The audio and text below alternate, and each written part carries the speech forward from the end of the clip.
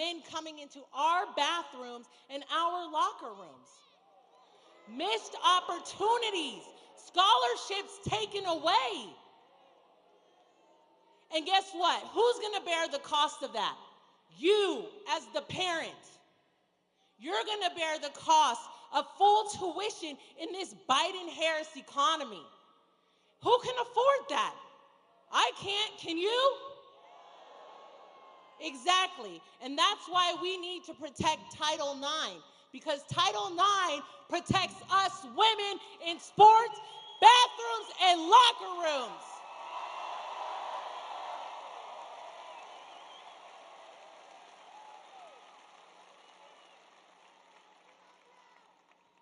Now I want to talk directly to the Black community.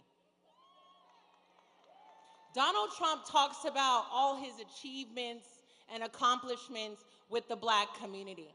And so today I'm going to break it down. First, opportunity zones. Y'all know about opportunity zones, right? Opportunity zones were set in Black communities and neighborhoods. It fosters entrepreneurship, meaning that if you start a business in an opportunity zone, you're no longer going to be paying taxes on your capital gains, which means you're not going to be paying taxes on profits. It also fosters economic development, which now you're going to be able to hire people in your community and your resident to be successful. And that's why opportunity zones are successful, and it fosters Black entrepreneurship and economic development.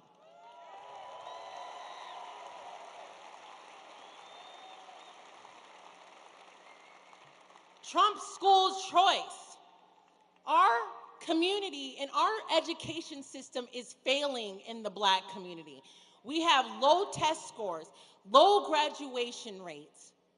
Teachers are not being paid for what they deserve. And we're underfunded. But now with Trump's school choice, you as the parent have the choice to decide which school you want your child to go to. You're no longer restricted to zones, zip codes, districts. This is fostering parent empowerment. It's up to y'all now to decide where your children are going to go.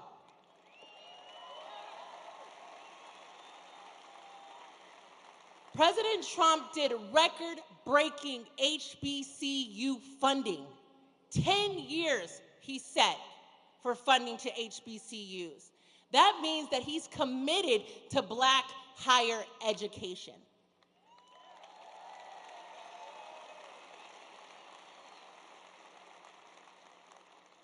And with President Trump prison reform, he abolished 3 strikes, you're out for nonviolent criminals.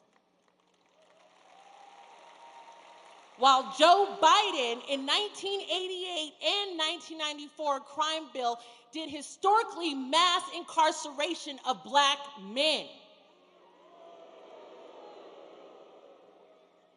Trump freed them. That shows he's not a racist, how the left tries to portray him. Now Trump is going to do a mass deportation of illegals. Get out of our country! Let's go!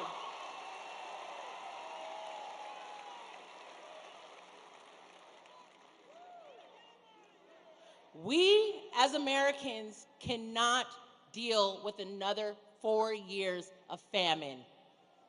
We need 4 years of prosperity. So tomorrow, November 5th, we're all going to the polls to re-elect Donald J. Trump as the 47th President of the United States of America! Fight! Fight! Fight!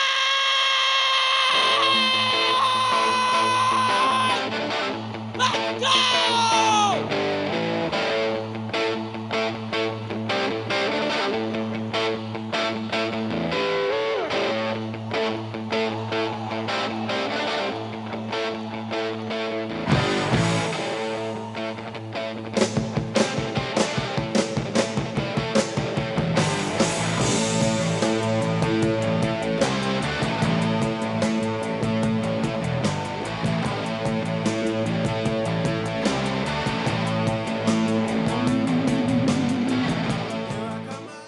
Ladies and gentlemen, please welcome to the stage from the Allegheny County Fraternal Order of Police, Lodge 91, Matt Fieldmeyer, Matt Slawanowski, and Tony DeLeus.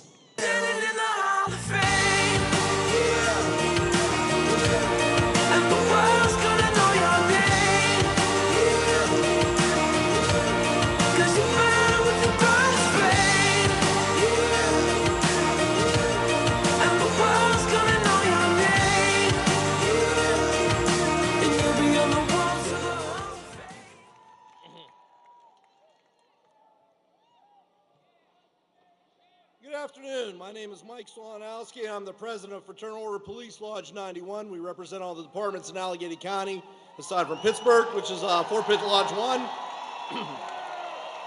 Thank you. I'm here to say that our lodge is joining in with the National Lodge, which represents over 377,000 officers across the country, with supporting and endorsing Donald J. Trump for president.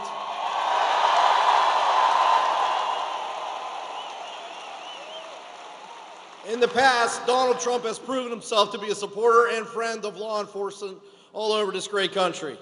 Unlike his opponent, Kamala Harris, who has been in favor in the past of defunding the police, reimagining the police, and non-cash bail. It's bad enough we have so many soft-on-crime DAs and judges in this country.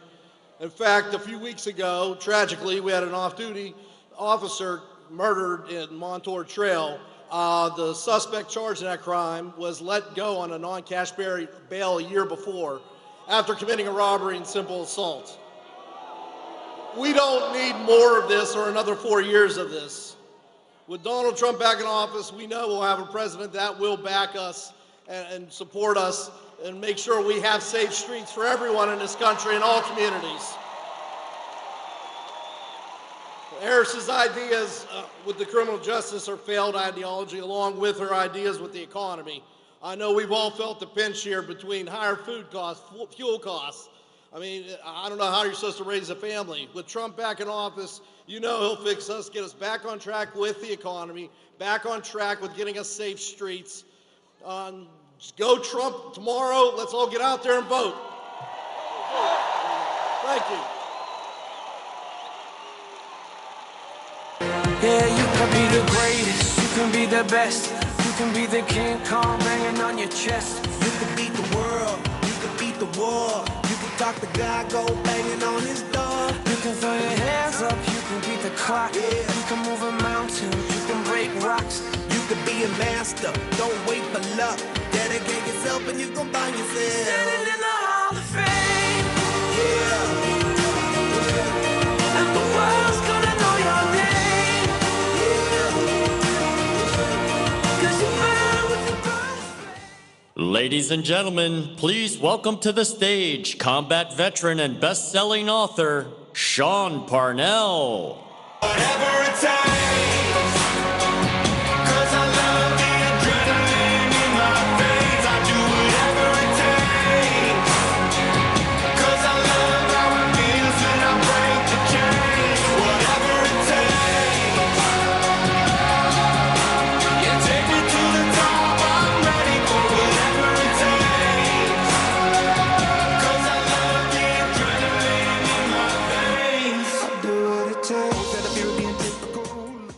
Thank you so much for that amazing welcome here in my home city of Pittsburgh, Pennsylvania. Ladies and gentlemen, tomorrow we are going to change the world. We are going to elect Donald Trump and J.D. Vance, and we are going to win Pennsylvania, and we are going to save this country. Today we stand here in Pittsburgh, Pennsylvania, not just as spectators of the times that we live in, but as active participants in a pivotal moment of our nation's history. Here in the Steel City, we face challenges that threaten the very fabric of our society. A broken economy, a broken border, and a world on fire. Yet amidst these challenges, I stand before you not just as a citizen, but like everyone in this room, a patriot. I'm also a combat veteran. Thank you. Thank you. I've seen the cost of freedom in the rugged mountains of Afghanistan. My name is Shaun Parnell. I served 485 days in combat, where my platoon, thank you.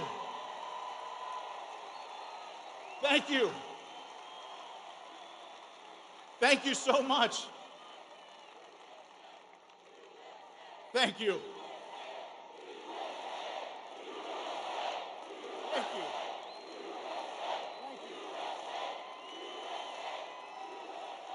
Thank you so much. My platoon faced an 85% casualty rate. Some of my men were wounded twice, some 3 times, and I was wounded as well. Wounded, but not broken. My experience in Afghanistan taught me the true meaning of sacrifice, resilience, and the duty to protect those who cannot protect themselves. And today I bring that same spirit to address all of the many crises that we face here at home. Our economy, once the envy of the world, now teeters on the brink. Under the stewardship of weak leadership, we've seen jobs vanish, we've seen prices soar, and the American dream has become an illusion for many. Folks, drive an hour in any direction from the city of Pittsburgh and you will see towns left behind by politicians. You will see jobs outsourced. You will see communities on the brink of collapse. Great cities like Pittsburgh, once thriving with industry, now struggle. But let's be clear, ladies and gentlemen, this isn't just an economy policy failure. It is a betrayal of the American worker. We need bold, fearless leadership to restore our economic vigor, to ensure that every American has the opportunity to thrive, not just survive. And Donald Trump will bring this economy back. Kamala Harris broke it. Donald Trump will fix it. Our southern border, not just a line on a map, but a symbol of America's sovereignty. Our southern border has been completely destroyed under the dangerous policies of border czar Kamala Harris and others. We've seen an influx not only of people, but of crime, of drugs, of chaos. This is not humanitarianism. This is anarchy. 350,000 missing children at our border. 350,000. My fellow Americans, we can do so much better than that. Our laws, our communities, our very safety in this election is at stake. We, in this room, in this arena, we demand a secure border, not just because we lack compassion, but because we value justice and the rule of law. Donald Trump will secure our border on day one in the Oval Office. Kamala Harris broke it. Donald Trump will fix it. Abroad, our adversaries sense weakness. They see our hesitations. They see our apologies. Not strength, but surrender. Look around the world. Israel attacked Iran. The Middle East is a powder keg. Russia invaded Ukraine. The growing threat of China looms large over everything. The world would not be on fire if Donald Trump was in the White House today. The world needs America. The world needs this country, not as a bystander, but as a beacon. We have to reaffirm our global leadership, not with apologies, but with action. ensuring that America's voice is heard, respected, and guess what? Feared when necessary. My fellow Pennsylvanians, the world needs the leadership of Donald J. Trump. Here in Pittsburgh and across America, we're not just facing crazy, dangerous political figures like Kamala Harris or Governor Tim Walz, who are weak, failed, dangerously liberal, totally out of touch with reality. Now get this, they depose Joe Biden and somehow replace him with someone who is less articulate than Joe Biden. Ronald Reagan once said, "You and I have a rendezvous with destiny. We'll preserve for our children this, the last best hope of man on earth, or we'll sentence them to take the last step into 1,000 years of darkness." Ladies and gentlemen, I believe that he is right. But I also believe that that rendezvous with destiny is tomorrow. Never has America faced such a clear choice. We face a choice between revitalization and decline, between unity and division. We face a choice between strength and weakness, patriotism and despair, a choice between the ruling class and we the people. And folks, the answer to these questions is Donald Trump. With Trump in the White House, we will usher in a new golden age of American prosperity. Do you all believe that we're in a spiritual war for the heart and soul of this country? Ground zero for that fight is right here in America, and that's precisely why I despise the term silent majority. Silence does nothing. Silence in the face of evil is evil itself. And folks, we cannot be silent anymore.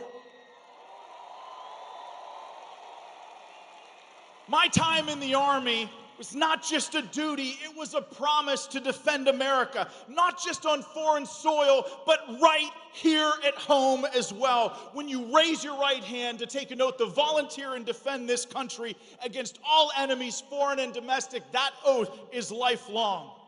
And I made a promise to those fallen in combat beside me that I will fight with every fiber of my being to heal this economy, to secure our border, and to restore America's standing in the world, to never let America fall.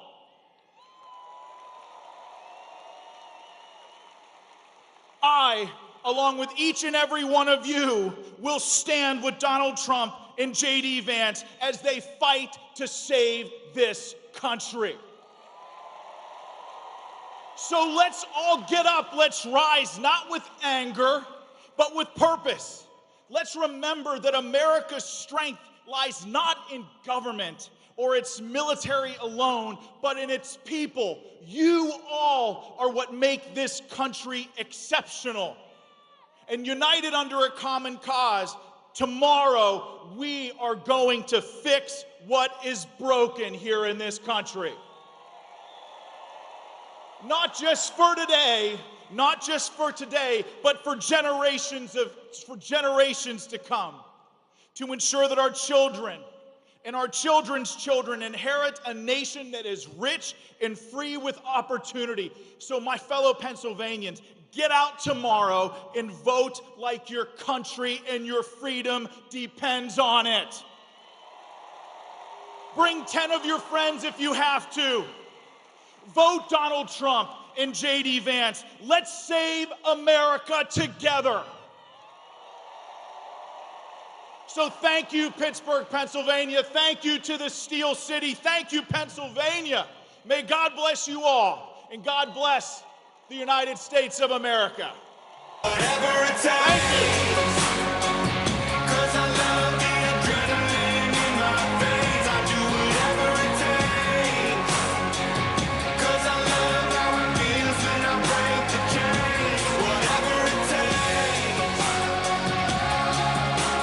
Take me to the top.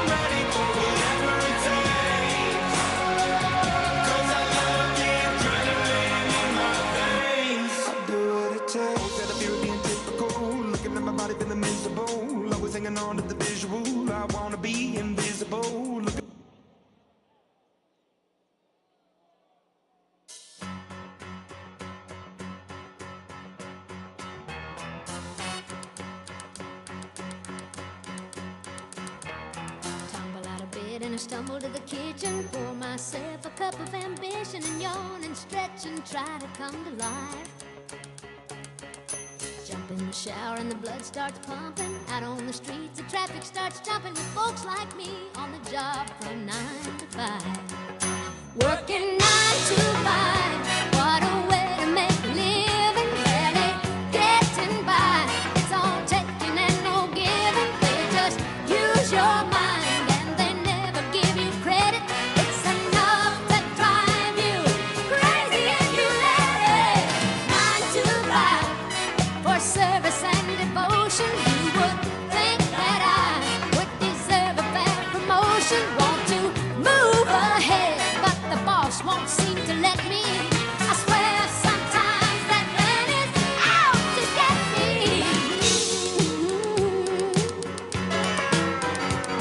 They let you dream just to watch him shatter. You're just a step on the boss man's ladder, but you got dreams he'll never take away.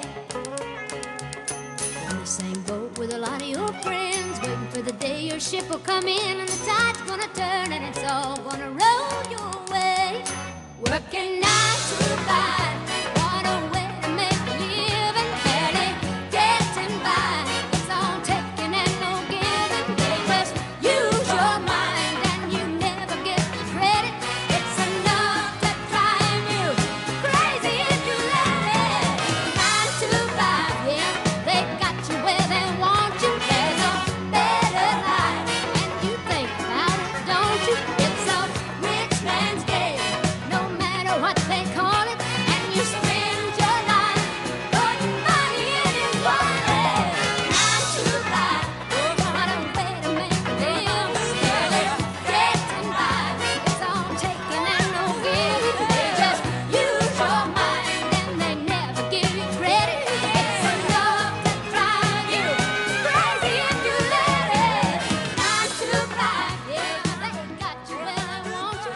There's a better life, and you dream about it, don't you? It's a rich man's game, no matter what they call it. And you spend your life.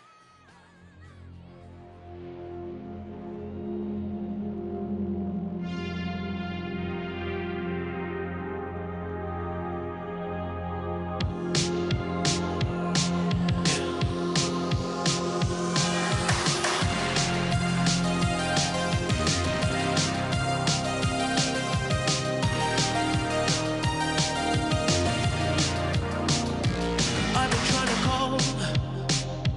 I've been on my own for long enough. Maybe you can show me how to love. Maybe I'm going through a drought.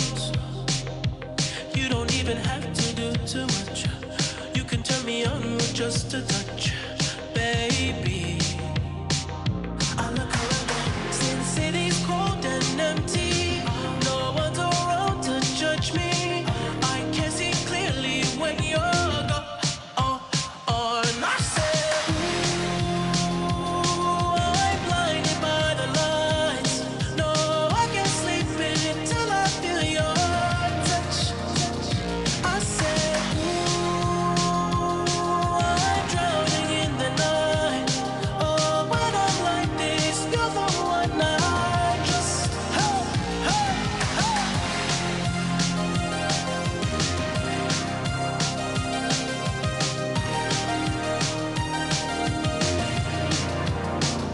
I'm running out of time, 'cause I can see the sun light up the sky. So I hit the road in overdrive, baby. Oh, the city's cold and empty. No one's around to judge me. I can see clearly when you're gone. And I said, ooh, I'm blinded by the lights. No, I can't sleep until I feel your touch. I said, ooh,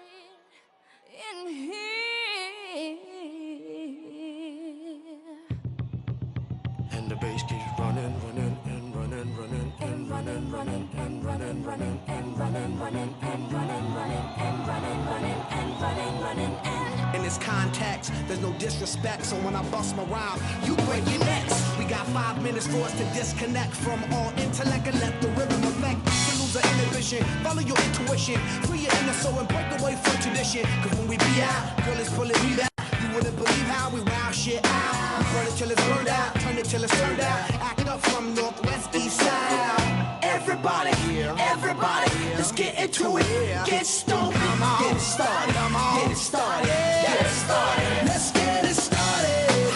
Let's get it started in here. Let's get it started. Let's get it started in here. Let's get it started. Let's get it started in here. Let's get it started. Let's get it started in here. Yeah. Lose control of body and soul. Don't move too fast, people just take it slow. Don't get ahead, just jump into it. Y'all hear about it? The P's will do it. Get started, get stupid. Don't worry about it, people will walk you through it step by step like an infant new kid. Inch by inch with a new solution. Transmit hits with no delusion. The feeling's irresistible and that's how we move it. Everybody, let's get into it. Get stoked, get it started, get it started, get it started. Let's get it started. Let's get it started in here. Let's get it started. Let's get it started in here. Let's get it started. Let's get it started in here. Let's get it started. Let's get it started in here. Yeah. Running, running, and running, running. Come on, y'all. Let's get it. Let's get it. And while I get it. Let's get it. And while I get it. Let's get it. And here.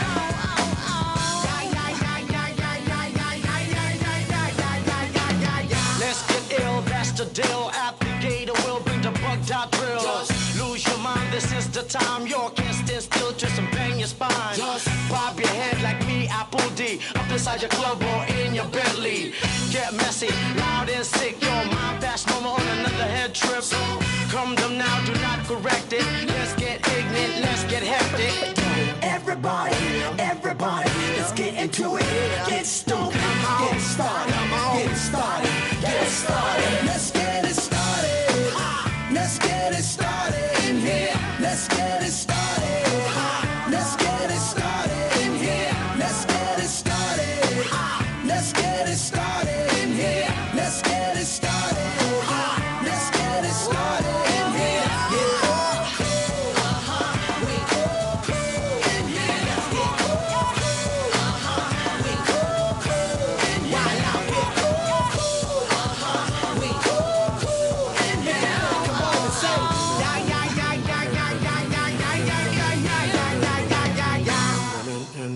Running and running, running and running, running.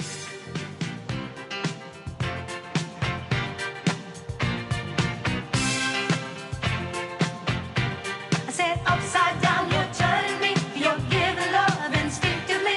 Round and round, you're turning me. Upside down, boy, you turn me inside out and round. Upside down, boy, you turn me inside out and round. Instinctively, you give to me the love that I need. I cherish the moments with you.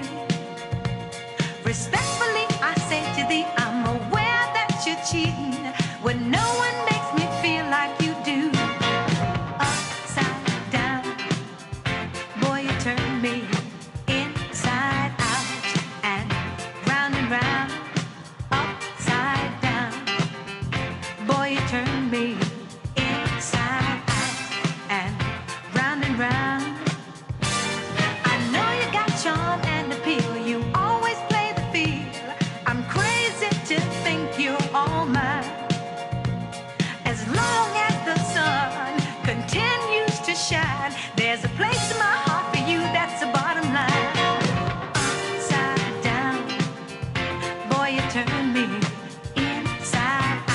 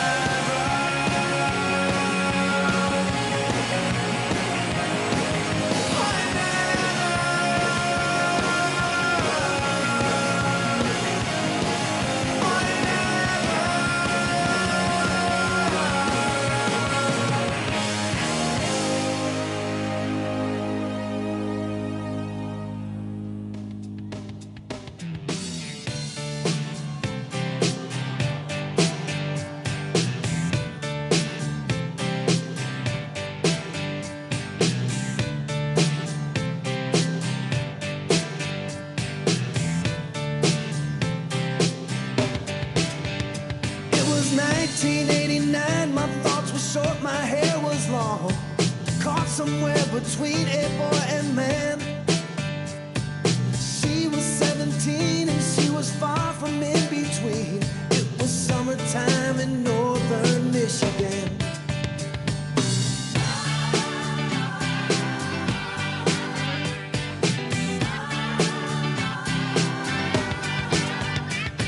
Splashing through the sandbar, talking by the campfire. It's the simple things in life, like when and where. We didn't have no internet, but man, I never will forget the way the moonlight shined upon her hair. And we were trying different things, and we were smoking funny things, making love out by the lake to our favorite song, sipping whiskey out the bottle, not thinking about tomorrow, singing Sweet Home Alabama all summer long.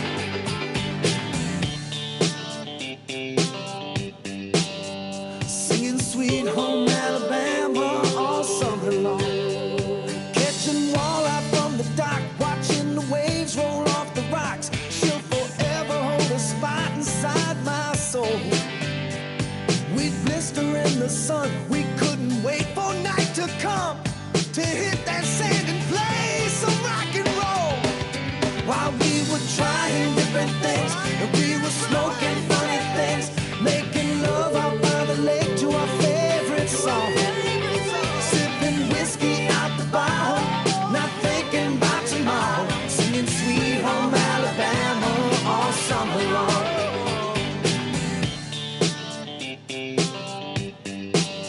Singing Sweet Home Alabama all summer long.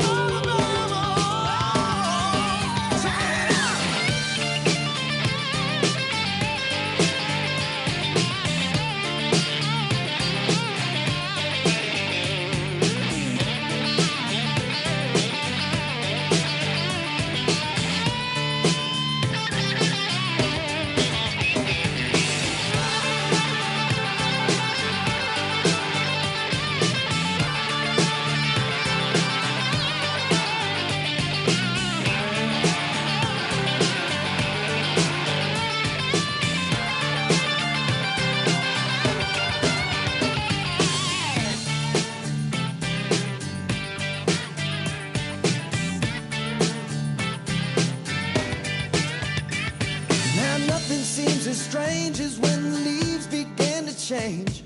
Oh, how we thought those days would never end. Sometimes I hear that song and I'll start to sing along and think, man, I'd love to see that girl again. Man, I'd like to see that girl again. And we were trying different things, and we were smoking funny things, making love out by the lake to our favorite song, sipping whiskey out the bottle, not thinking about tomorrow, singing Sweet Home Alabama all summer long. We were trying different things, and we were smoking funny things, making love out by the lake to our favorite song, sipping whiskey out the bottle, not thinking about tomorrow, singing Sweet Home Alabama all summer long. Singing Sweet Home Alabama all summer long. Singing Sweet Home Alabama all summer long. Singing Sweet Home Alabama all summer long. Singing Sweet Home Alabama all summer long.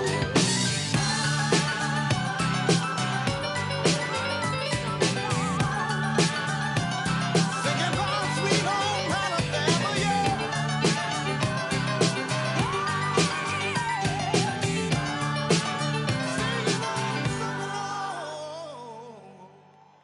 Ladies and gentlemen, please welcome to the stage Congressman John Joyce. Ain't America beautiful? This place that we call home. Give us your time, your poor, your yearning to be free forevermore. Ain't America beautiful?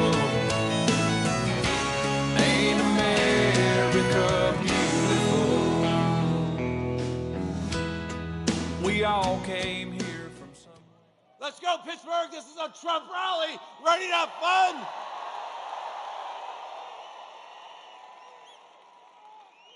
I'm Congressman John Joyce. I proudly represent Pennsylvania's 13th Congressional District, Johnstown, Altoona, Chambersburg, Gettysburg, and we are going to join with Pittsburgh to welcome Donald J. Trump.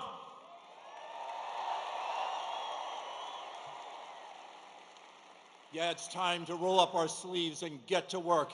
In less than 24 hours, we are going to re-elect Donald J. Trump to be our President of the United States.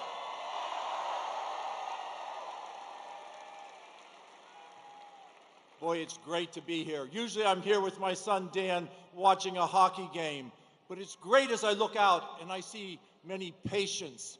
I see farmers. I see factory workers. I see nurses. I see doctors. I see the great people of southwestern Pennsylvania. But you know what I don't see? I don't see any garbage. I see patriots. I see proud patriots. Patriots who support Donald J. Trump. I want to acknowledge the law enforcement who are here to protect each and every one of us. Would you please stand and allow us to thank you for your support? Thank you. Thank you. Thank you. I would like to acknowledge the United States veterans who have served to keep this great country safe. Please, veterans, stand. Let us acknowledge you. Thank you. Thank you.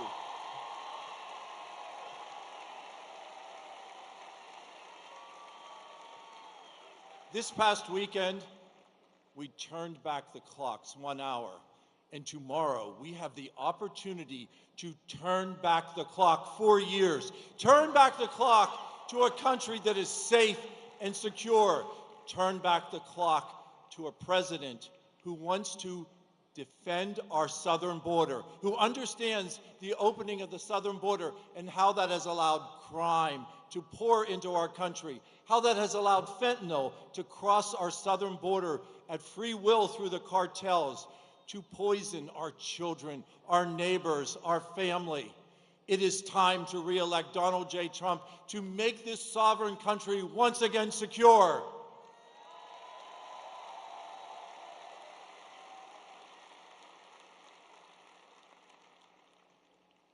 In Pittsburgh and around Pittsburgh, we stand on mass supplies of energy. Recently, I talked to Toby, and Toby Rice from EQT talked to me. Yeah, let's talk about the Marcellus Shale industry and support how important it is to unleash that energy that is under the feet of Pennsylvanians, to unleash that energy and return us to energy dominance, to supply our friends and neighbors with that energy, not just here in the United States, but throughout the world. Let's just look at what Kamala Harris has not accomplished. She has been incredibly unsuccessful as the border czar. She says she doesn't think of one thing that she can change of what has occurred under the Biden administration. Well, what we can change is we can change her presence in the White House, and we can elect Donald J. Trump as the next president of the United States.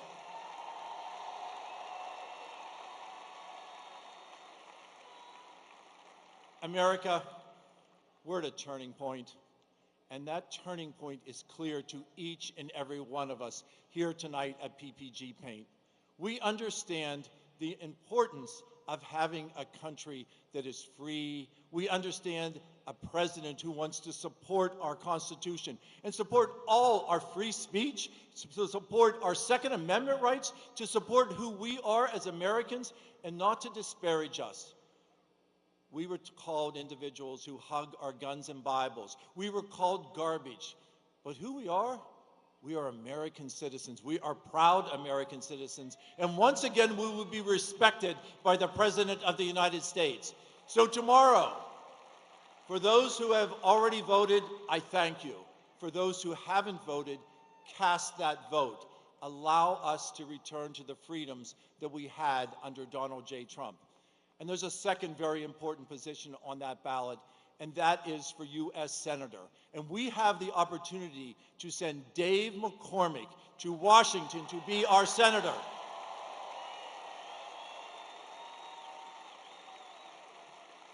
Dave McCormick, the captain of the West Point's wrestling team. Dave McCormick, a successful businessman. Dave McCormick, a proud American. Dave McCormick, who will work. Donald J. Trump's going to be our quarterback, but we need Dave McCormick to be that flanker. We need that protection in the U.S. Senate. We have not had that with Bob Casey. We do not have that with Fetterman, but we will have that with Dave. And Dave McCormick will be our successful U.S. Senator. We look forward to doing that.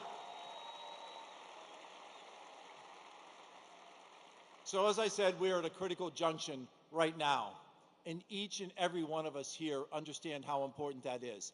So if you have voted, take that opportunity and go to one of your neighbors, go to one of your friends, allow them, take them to the polling place, watch their kids, allow them to vote, change the course of history. We are going to do that, and Pittsburgh is going to be the proud component of that.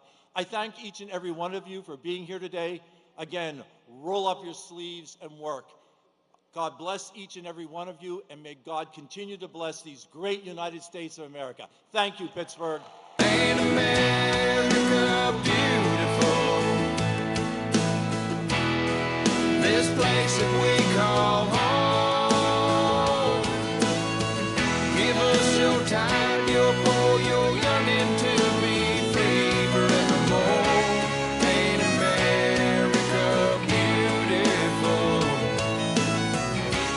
Ain't America beautiful? Ladies and gentlemen, please welcome to the stage Congressman G.T. Thompson.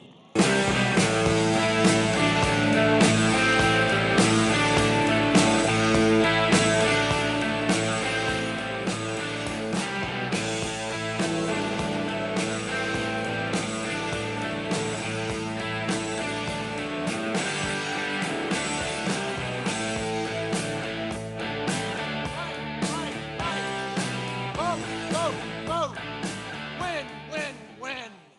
Hello, Pennsylvania. Are we going to win this election? Oh, you bet. With that kind of energy, we're going to crush this election. Good evening, everybody. I'm Congressman G.T. Thompson. I have the privilege of serving as the Dean of the Pennsylvania Congressional Delegation. I got one question for you. It's probably the most important question of the night. Are you ready to elect Donald J. Trump, the 47th President of the United States? You bet. Fight. Well, let's do a little stroll down memory lane. You remember when gas was under $2 a gallon? You remember when you could afford to buy every item on your grocery list? When determining boys from girls was solely based on biology. When Iran, Russia, and Hamas were not threatening the world with war. And when we respected and supported all of our men and women of law enforcement. Well, the common thread there is that was when President Donald J. Trump was the 45th President of the United States. And it's been a long 4 years since he wasn't. Today, our families suffer under the failed leadership of Harris. Let's face it, Kamala Harris broke it, and Trump will fix it.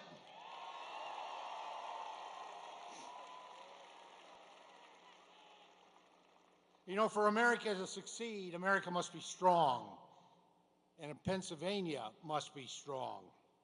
And that's not going to happen if Kamala Harris gets another 4 years. It's time to turn the page and close this nightmare book. Let's send her back to San Francisco.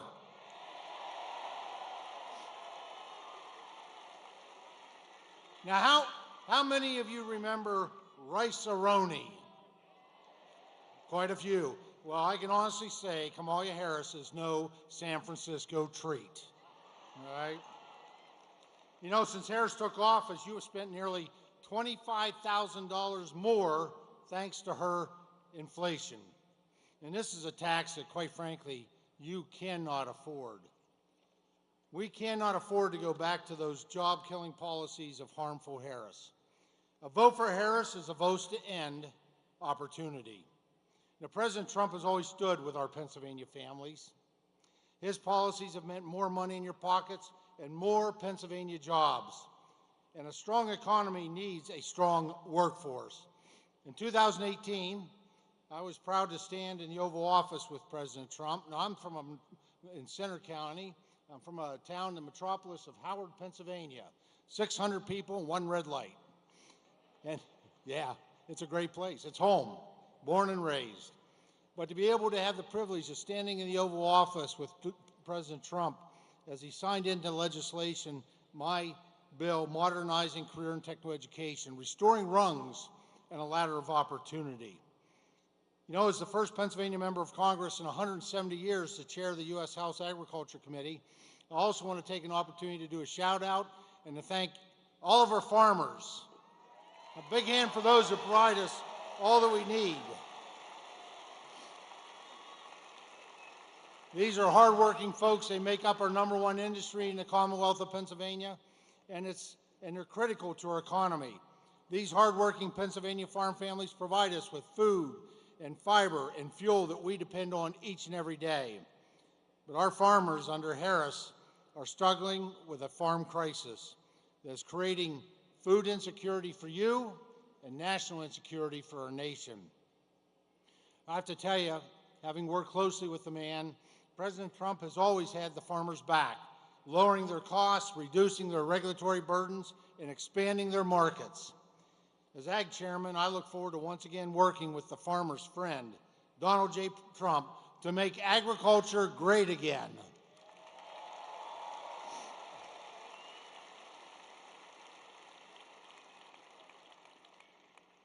I know, I've seen it personally. President Trump cares about your future. He cares about your family. He cares and loves this nation. And that's why he's willing to serve and sacrifice to run again to be the leader of this nation, to really save this nation from the challenges, the difficulties, and demise under the Harris administration. So I also want to say, I want to thank everyone here for your efforts on voter registration. Just amazing. You know, since President Trump was elected in 2016,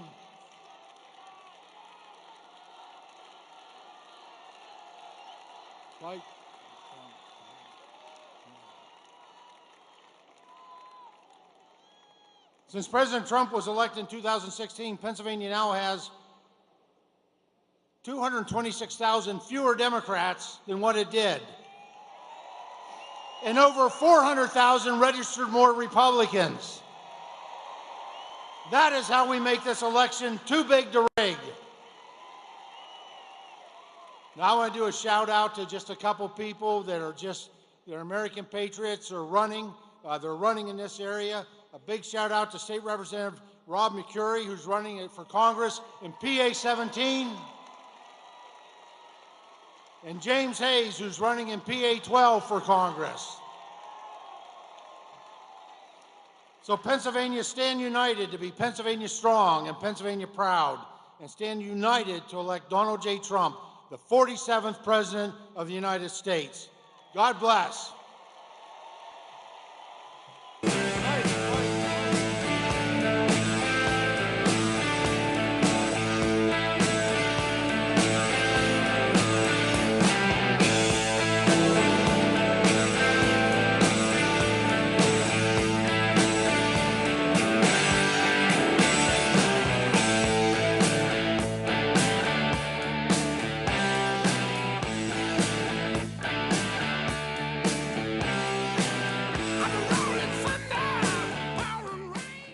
Ladies and gentlemen, please welcome to the stage former United States Secretary of State, Mike Pompeo.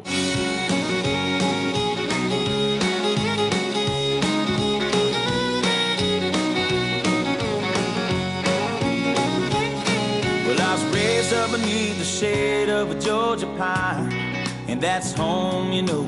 Sweet tea, pecan pie, and homemade wine, where the peaches grow. In my house, it's not much to talk about. Good evening. Good evening, Pennsylvania. It is great to be with you all. Bless you for being out here tonight. Bless you for supporting. Bless you for supporting Donald J. Trump as he becomes the 47th President of the United States of America. You know, these last 3.5 years have been hard for me to watch. I know it's true for you too. We watched them break so much that had been done. And I often get asked, Mike, what was it like? Right, the Washington Post described me as the most loyal cabinet member to Donald J. Trump. I had to remind the president that they did not mean that as a compliment. They asked me, what was it like to serve for President Trump? And I told them, and I've told everyone hundreds of times in these 3.5 years, it was the greatest privilege that Mike Pompeo could ever have.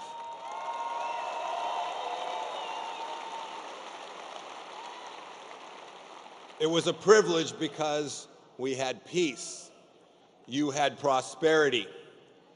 They didn't fly Chinese spy balloons over the United States of America. Indeed, had they done so, I would have been the former Secretary of State, and rightly so. We understood that peace mattered, that wars were bad, and that our servicemen and women deserved leaders who our adversaries feared and our friends trusted.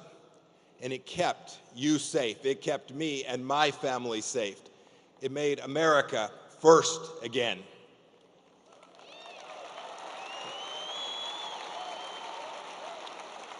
I was proud to be a part of President Trump's team. I talked to him every day for 4 years, first as CIA director and then as Secretary of State. And what I was so proud of is that we understood the greatness of this nation, and we never once apologized for the United States of America, not once.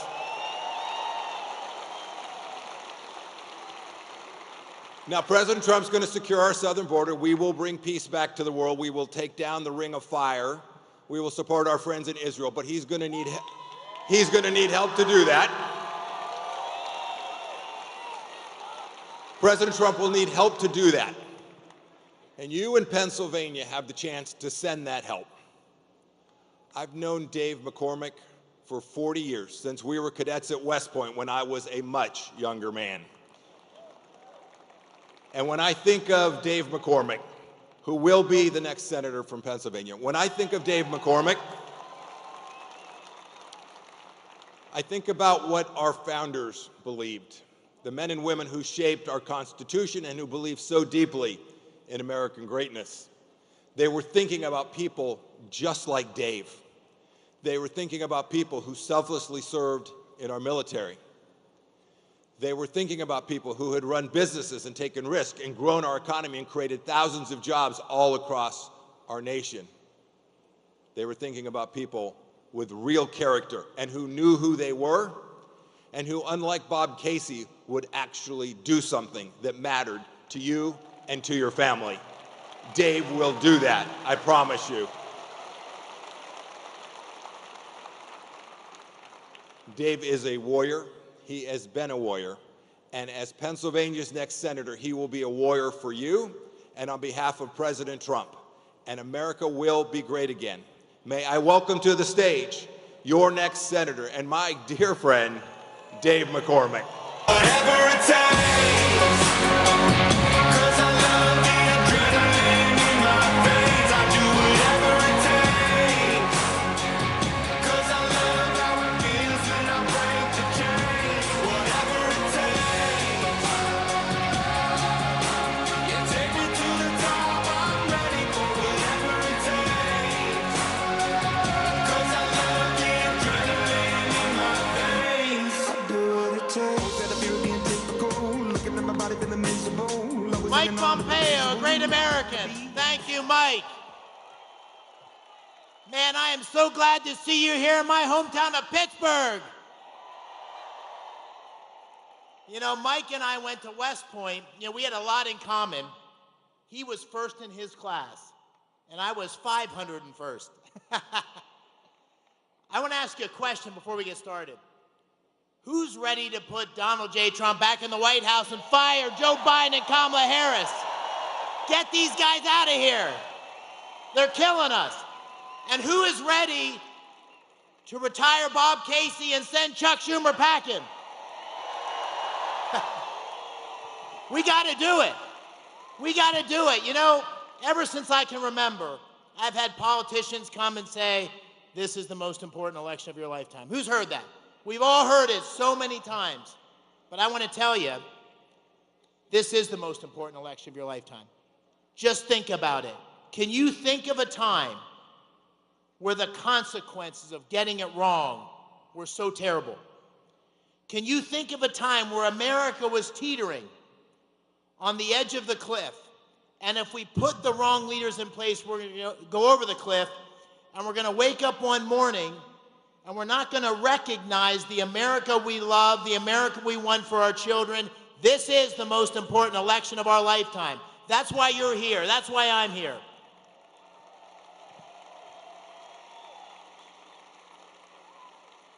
And you know, the choice in front of us could not be more clear. It couldn't be more clear. The choice at the top of the ticket is between strength, the guy you saw in Butler saying, fight, fight, fight, and the weakness, the disgraceful weakness of Biden, Harris, and I'll throw in Bob Casey. Adversaries around the world are testing us. They're challenging us. They think America's weak because of the people that are leading America now. We need a change. But it's not just leadership. It's common sense. President Trump will do common sense things. It's common sense that you can't spend $5 trillion and not get huge inflation, skyrocketing prices that are killing working families. It's common sense you can't have a wide open border that's letting millions of illegal immigrants come into our country free. Criminals, murderers, rapists, people on the terrorist watch list, people carrying fentanyl. That's common sense. It's common sense that if you have the 4th largest natural gas reserves in the world right here under our feet in Pennsylvania, you got to drill it, you got to frack it, you got to put it in pipelines, and you got to share it with the world.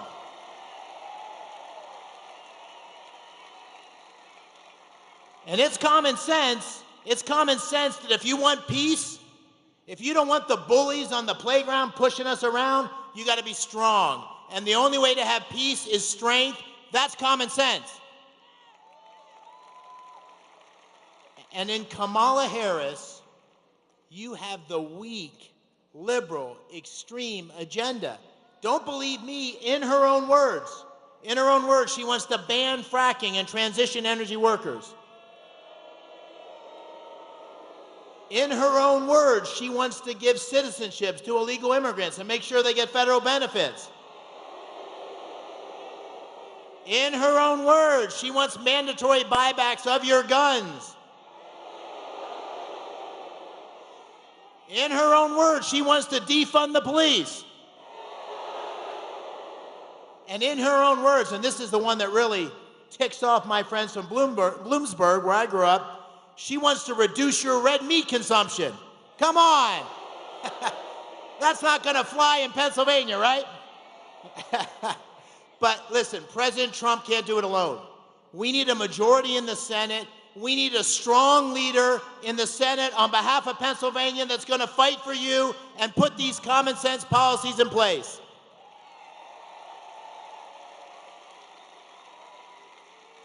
And here you have another choice. It's a choice between change and the status quo. It's a choice between a 7th generation Pennsylvanian, was born in Washington County, someone who played football and wrestled, in the summers baled hay, trimmed Christmas trees, busboy, paperboy, went to West Point where I wrestled, Ranger School, 82nd Airborne Division, combat tour in Iraq, and a successful business guy. That's what I represent. I represent change. And I'm running against a career politician, 30 years in elected office. When he was first elected, the Macarena was the #1 song on the charts. He has not done anything. When the bullets start flying, he ducks. And he votes 98.6% of the time with the liberal extreme Biden-Harris agenda. And you know what really ticks me off?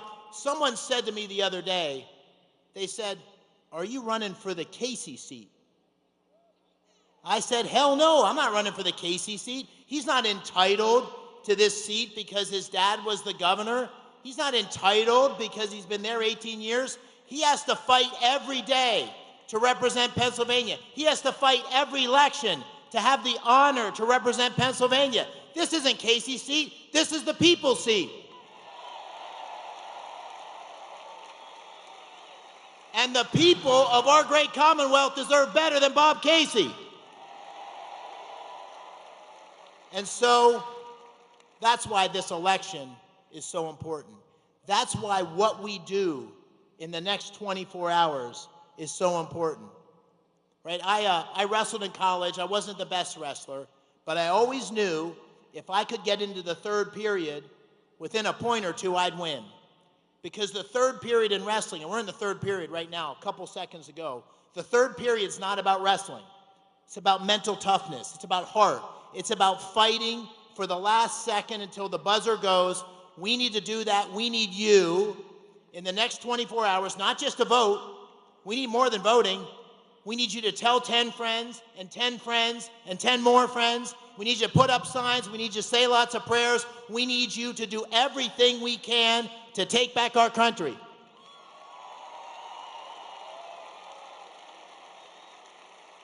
And if we do that, and if you do that, on November 6th, you're going to wake up and you're going to look back on the day before and you're going to say, on that day, that is the day that we put new leadership in place, that we changed the direction of our country, that we protected America for our children. Thank you. God bless you. Let's go make Pennsylvania great again. Thank you. Whatever it takes. 'Cause I love the adrenaline in my veins. I do whatever it takes.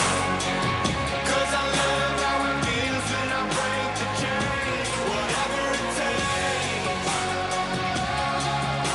You take me to the top. I'm ready for whatever it takes. 'Cause I love the adrenaline in my veins. I do what it takes. Always had a fear of being typical. Looking at my body feeling miserable. Always hanging on to the visual. I wanna be invisible.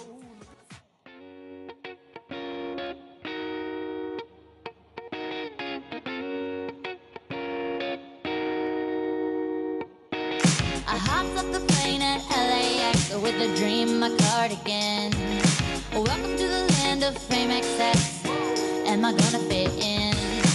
Jumped in the cab, here I am for the first time. Look to my right and I see the Hollywood sign. This is all so crazy. Everybody seems so famous. My tummy's turning and I'm feeling kinda homesick. Too much pressure and I'm nervous. That's when the taxi man turned on the radio and a Jay-Z song was on. And the Jay-Z song was on. And the Jay-Z song was on. So I put my hands up to play my song. The butterflies fly away. Nodding my head like yeah. Moving my hips like yeah. I got my hands up to play my song. You know I'm gonna be okay. Yeah. It's a party in the USA. Yeah. It's a party in the USA. Get to the club in my taxi cab. Everybody's looking at me now. Like, who's that chick that's rocking kicks? She gotta be from out of town. So hard with my girls on around me. It's definitely not a Nashville party. all I see is the letters. I guess I never got the memo. My tummy's turning and I'm feeling kinda homesick. Too much pressure and I'm nervous. That's when the DJ dropped my favorite tune. And the Britney song was on. And the Britney song was on. And the Britney song was on. So I put my hands up to play my song. The butterflies fly away. Nodding my head like yeah. Moving my hips like yeah. Got my hands up to play my song. You know I'm gonna be okay. Yeah. It's a party in the USA. Yeah. It's a party in the USA. Feel like I've been on a flight back to my hometown tonight. Something stops me every time. The DJ plays my song and I feel alright. So I put my hands up to play my song. The butterflies fly away. Nodding my head like yeah. Moving my hips like yeah. Got my hands up to play my song. You know I'm gonna be okay. Yeah.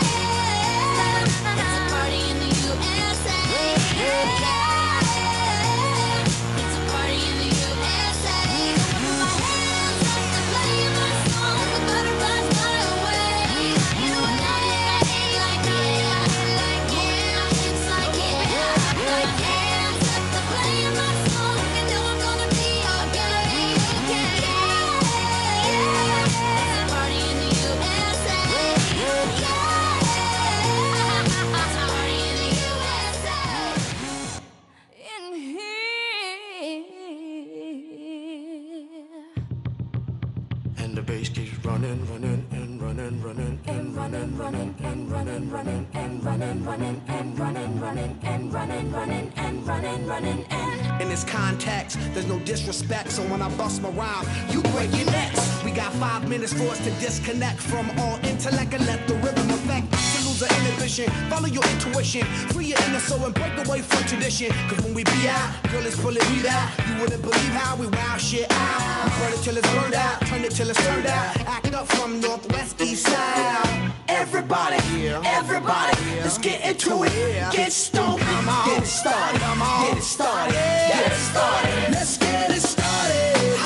Let's get it started in here. Let's get it started. Let's get it started in here. Let's get it started. Let's get it started in here. Let's get it started. Let's get it started in here. Yeah. Lose control, a body and soul. Don't move too fast, people just take it slow. Don't get ahead, just jump into it. Y'all hear about it? The P's will do it. Get started, get stupid. Don't worry about it, people will walk you through it step by step like an infant new kid. Inch by inch with a new solution. Transmit hits with no delusion. The feeling's irresistible and that's how we move it. Everybody, let's get into it. Get stoned, get it started, get it started, get it started. Let's get it started. Let's get it started in here. Let's get it started. Let's get it started in here. Let's get it started. Let's get it started in here. Let's get it started. Let's get it started in here. Yeah. running, running, and running, running. Come on, y'all. Let's get cool. Let's get cool. And while I get cool. Let's get cool. And while I get cool. Let's get cool. And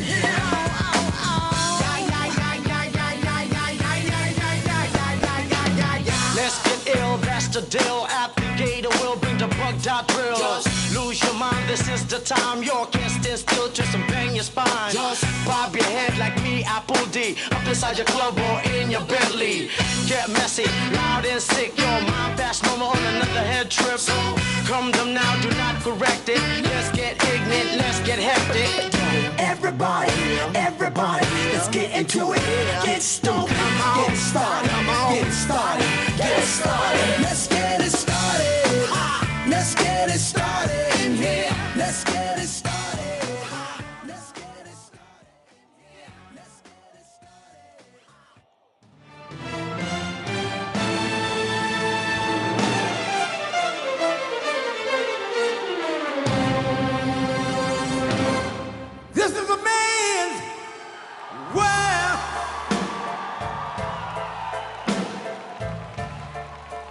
This is a man's world.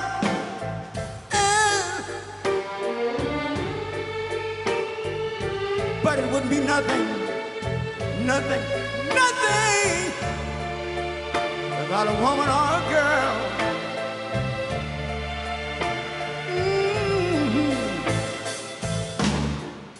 You see, man made the car to take us over the road. Man made the train, carry the heavy load. Man made the electric lights to take us out of the dark. And man made the boat for the water. Like my Bible said, Noah made the ark. This is a man's world. Ow! But it wouldn't be nothing, nothing, nothing about a woman or a girl.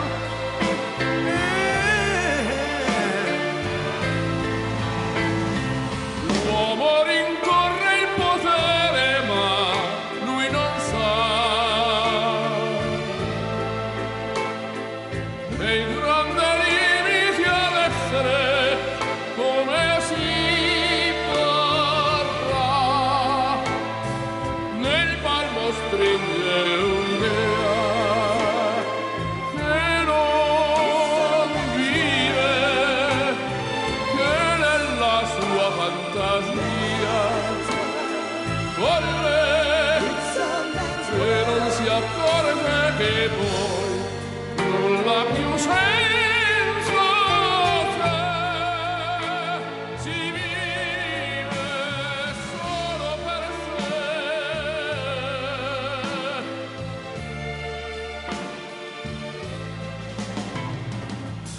Man thinks about a little bit of baby girls and a baby boy. Man make them happy because man make them toys. But after man made everything he can, man make lira, pesos, dollars, rubles to buy from every good woman and every man.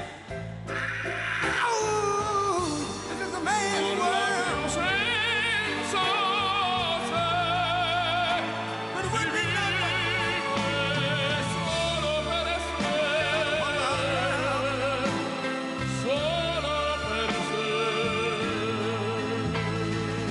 He's lost in the wilderness. It's a man's world. He's lost. E non si accorge che poi nulla più senso c'è, si vive solo per sé, solo per sé, solo per sé. This is a man's world.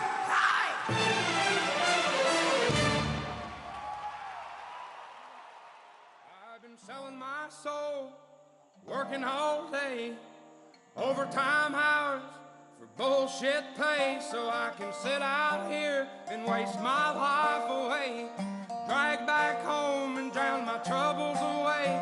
It's a damn shame what the world's gotten to for people like me, people like you. Wish I could just wake up and it not be true, but it is. Oh, it is living in the new world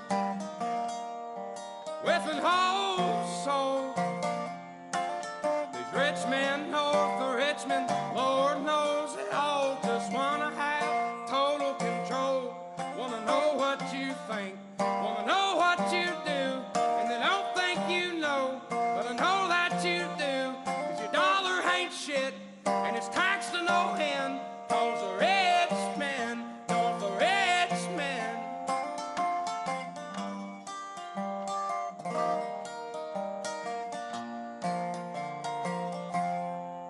politicians look out for minors, and not just minors on an island somewhere.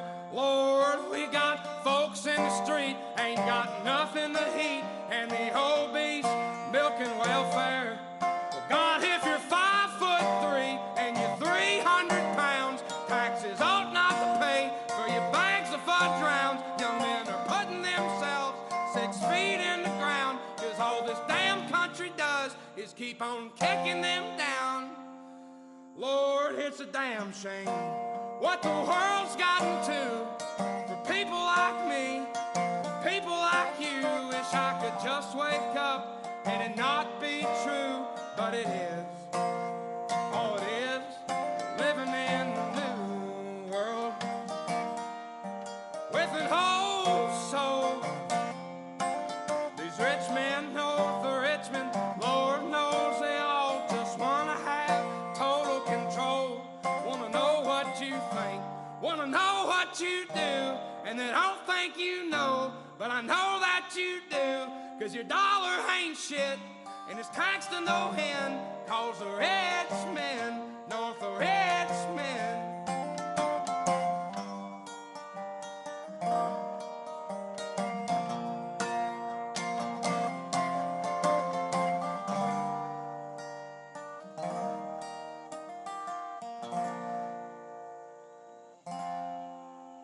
I've been selling my soul, working all day, overtime hours for bullshit pay.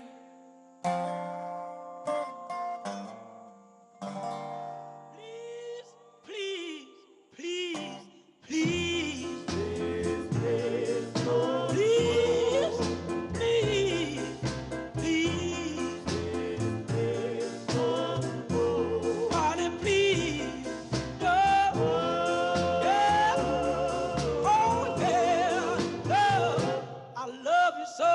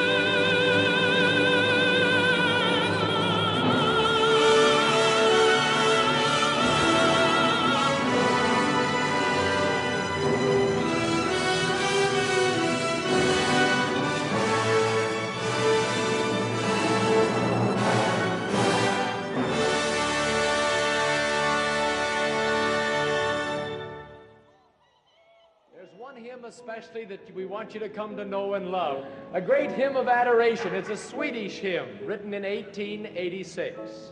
How Great Thou Art. Here in Melbourne, we have two crusade choirs. The ones you see on the platform this afternoon and down here have the red identification badge on, and we have a green choir which will be here tomorrow. We had over 1,400 of them registered. And we know that you'll enjoy their ministry and song, and just now we're going to ask them to come, Mr. Shea to come and the choir to join him in singing, How Great Thou Art.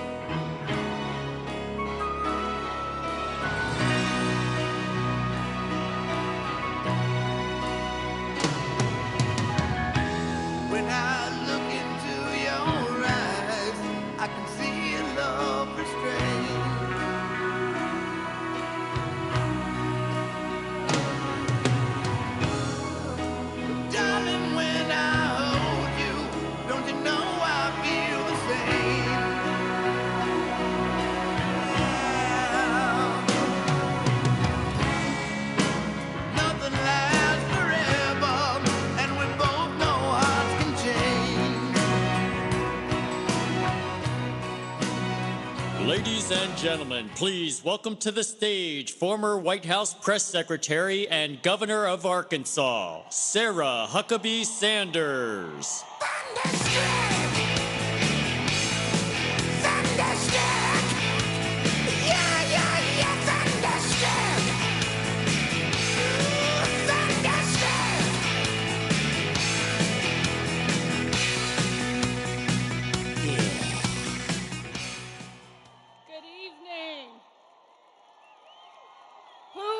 Ready to see Donald Trump be back in the White House after tomorrow night?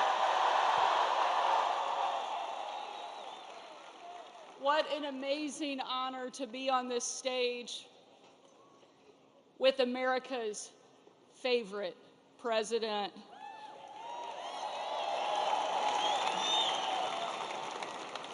You know, when President Trump asked me to be the White House press secretary, I was the very first mom to ever hold that job, and only the third woman.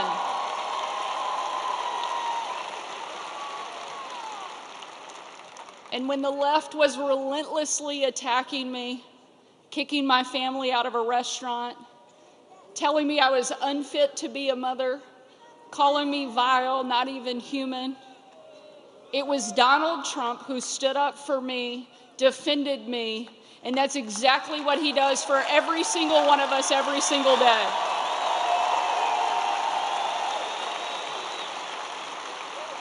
The left loves to talk about empowering women, but they can't even tell you what a woman is. But Donald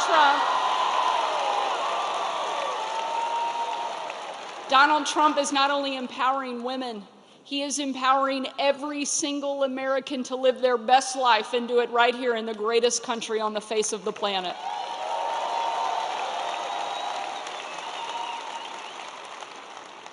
He cares about our country. He loves America. This is somebody who took a bullet, got back up, and has never stopped fighting and never will.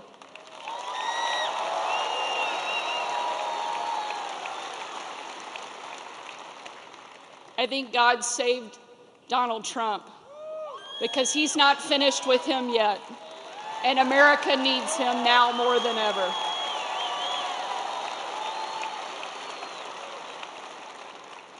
During the 2.5 years that I served as the White House press secretary, I traveled with the president all over the world. No trip more memorable than December 25th of 2018. When I had the chance to travel on Christmas night with the president on a trip unlike anything we'd ever done before. We boarded Air Force One in total darkness, no lights on the plane, no lights on the runway. And 12.5 hours later, when we touched down in the war-torn part of Western Iraq, it was again a similar scene. No lights on the plane, no lights on the runway. The only light you could see was coming from about a mile away of where we had landed. You see, there was light coming from that location because hundreds of troops had packed into a small dining hall. They had absolutely no idea that the President of the United States was about to step into that room. And when he did, a sight and a scene and a sound unlike any other unfolded. You had men and women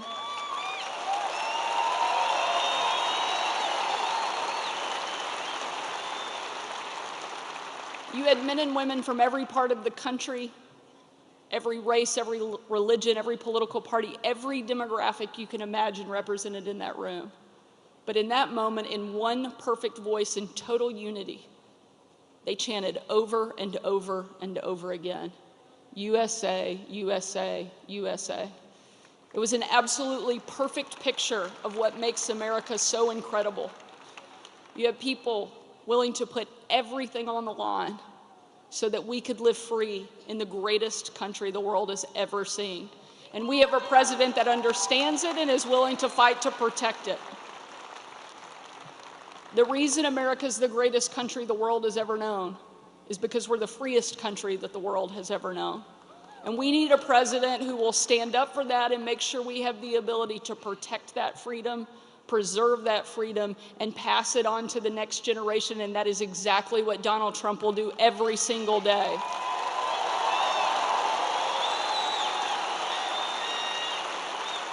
but he needs your help to get there.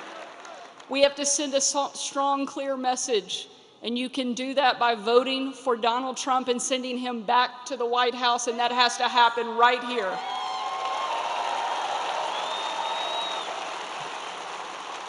America needs Donald Trump in the White House, and no pressure, but we're counting on you to send him there. Thank you so much for being here tonight. God bless you, and God bless our great country. Thank you.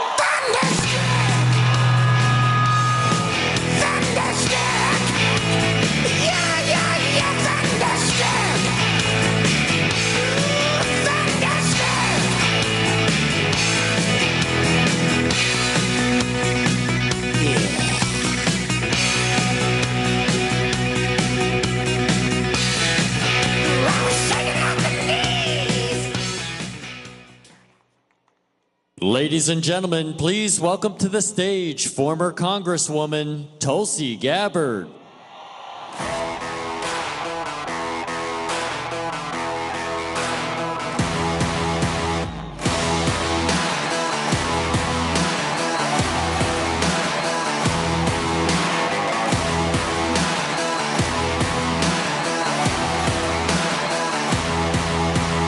Let me back it up to the start of the climb. Faced with an army of vipers and lions, I had to keep on reaching up, cause it was my time to tear down the kingdom, call out the liars. Thank you so much. Here we are,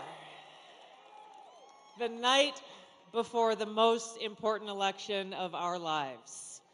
There's no place else I'd rather be than here with you, standing proud to support the President of the United States, who is fighting for the people, who is fighting for peace, and who has in his heart putting America first.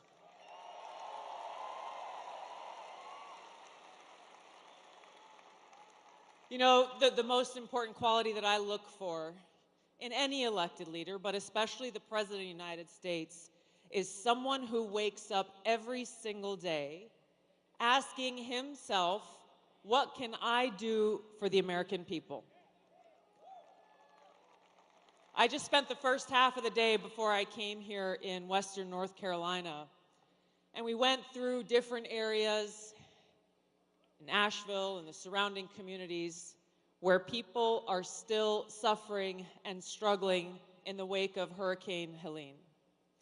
And I was moved almost to tears many times as people shared with me their stories of loss, the funerals that they are going to for their loved ones who were killed in that disaster. There was a firefighter that gave me this bracelet with tears in his eyes in memory of his battalion chief, Tony Garrison, whose end of watch was on September 27, 2024, because he went out to save someone's life and brought them back. He heard that there was someone else who needed help, went out, rescued them, and brought them back. They said, my parents are still out there, please go and help them. He went out to find them and never came back. On the bottom of this black bracelet, it says, greater love has no one than this, that a person will lay down his life for his friends.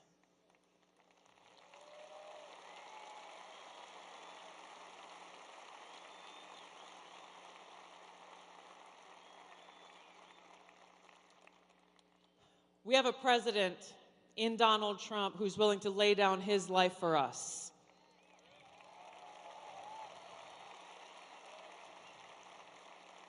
It meant the world to the people in Western North Carolina that he showed up there for them. It meant the world to people in different parts of the country, like East Palestine, Ohio, when he showed up for them.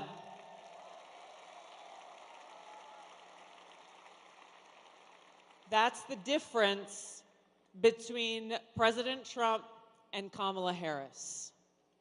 Anyone who has spent a moment with President Trump understands how much he cares about the people, how much he cares about us. I can tell you as a soldier someone who's been deployed multiple times to different war zones, someone who proudly wears the uniform. He cares about our men and women in uniform.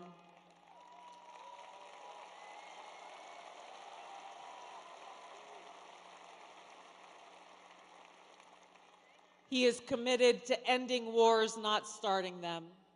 He is committed to truly bringing about peace and having the courage and the strength to stand up against the warmongers in Washington. Our choice in this election and the victory we need to deliver for President Trump tomorrow is the choice between Kamala Harris and 4 more years of tyranny, poverty, and war, and more war, or in President Trump, someone who will stand up and defend our freedom and put us back on that path towards peace and prosperity. Let's deliver that victory for Donald Trump tomorrow. Send him back to the White House where we can all join him to make America great again. Thank you all so much for your love of our country. Thank you for defending freedom. Let's make it happen.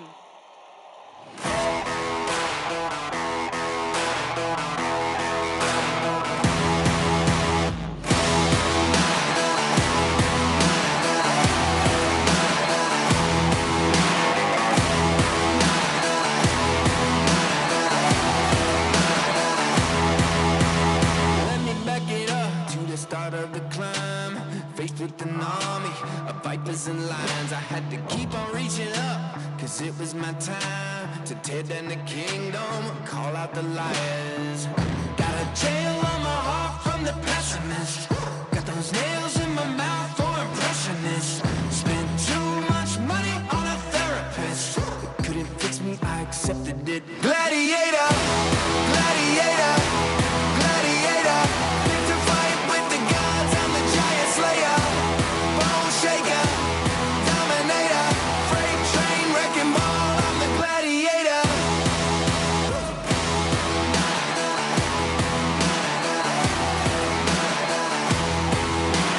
Tell me what it is that you think you believe, caught in a crossfire, trouble at sea. Every single day I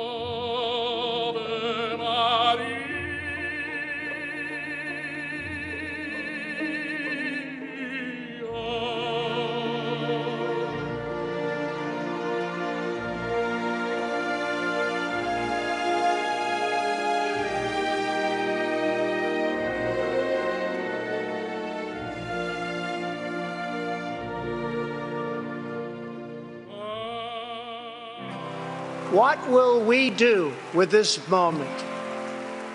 How will we be remembered? Look at the opportunities before us. This election really isn't about the left versus the right. It's about we, the people, choosing our government and the choice between freedom versus tyranny. Nobody has a chronic disease burden like we have. Why are we allowing this to happen to our children? Ultimately, the only thing that will save our country is if we choose to love our kids more than we hate each other. What is going on here is deeper than politics. It is deeply spiritual. We are being called to rise above the hatred and the fear and the evil. We need to remember above and beyond that we must love our neighbors, that we must treat other people as we hope to be treated. You want to be a rebel? You want to be a hippie? You want to stick it to the man? Show up on your college campus and try calling yourself a conservative. America is going to reach heights that it has never seen before. The future is going to be amazing.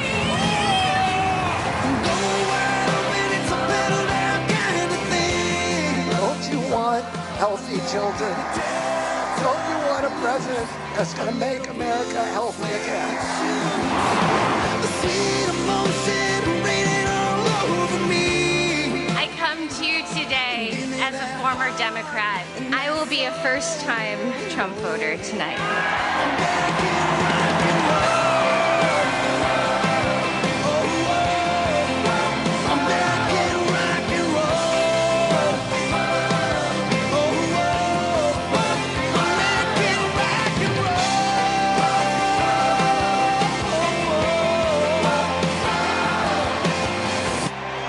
The people dreamed this country, and it's the people who are making America great again.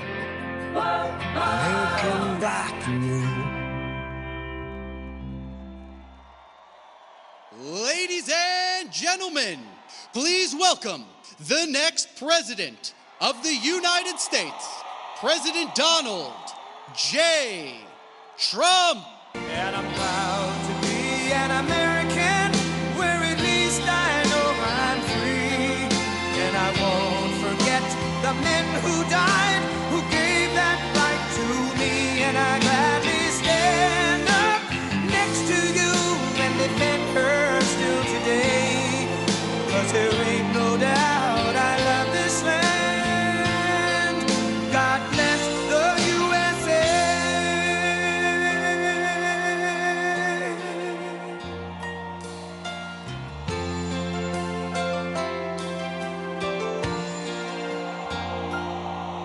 From the lakes of Minnesota to the hills of Tennessee, across the plains of Texas, from sea to shining sea, from Detroit down to Houston and New York to LA, where there's pride in every American heart, and it's time we stand and say that I'm proud to be an American, where at least I know I'm free. And I won't forget the men who died, who gave that right to me. And I gladly stand up next to you and defend her still today. 'Cause there ain't no doubt I love this land. God bless the USA.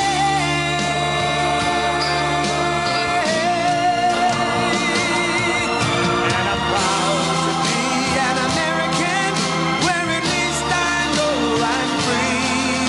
And I won't forget the men who died, who gave that right to me. And I gladly stand up next to you and defend her still today. 'Cause there ain't no doubt I love this land. God bless the USA.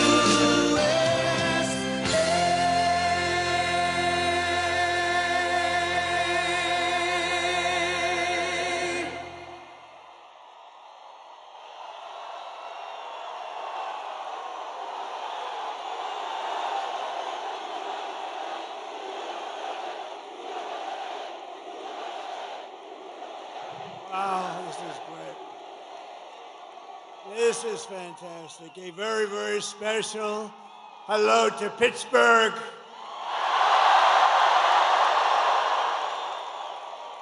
And Pennsylvania. I went to school in Pennsylvania. I know everything about Pennsylvania. I love Pennsylvania. I'm thrilled to be back in this incredible, and it is incredible. Is it incredible? This incredible Commonwealth with thousands of proud, hardworking American patriots and hard hats.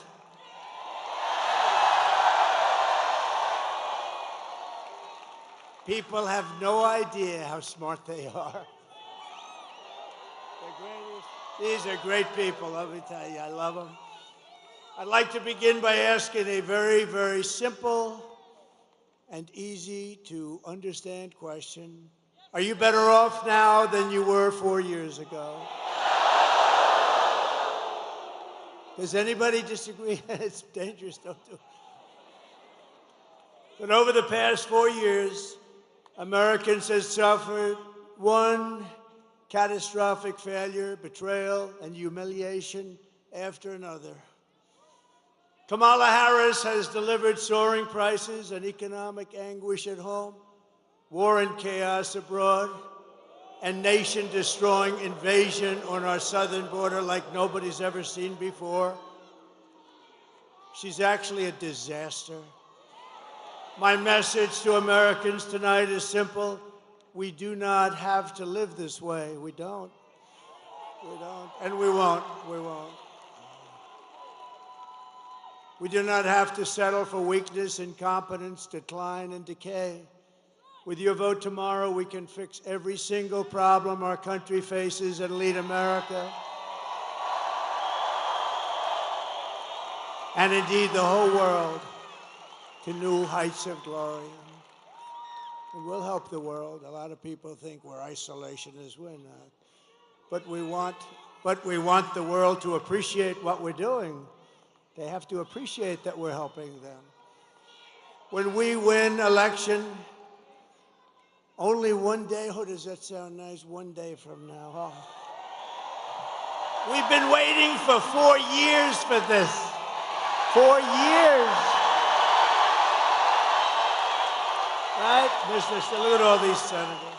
Look at all these senators and congressmen. We've been waiting 4 years. Oh, now it's what I've been saying. Only 1 year from now. Only 6 months from now. It's 6 months. 6 months. Even when I said only 10 days, it still sounded tomorrow.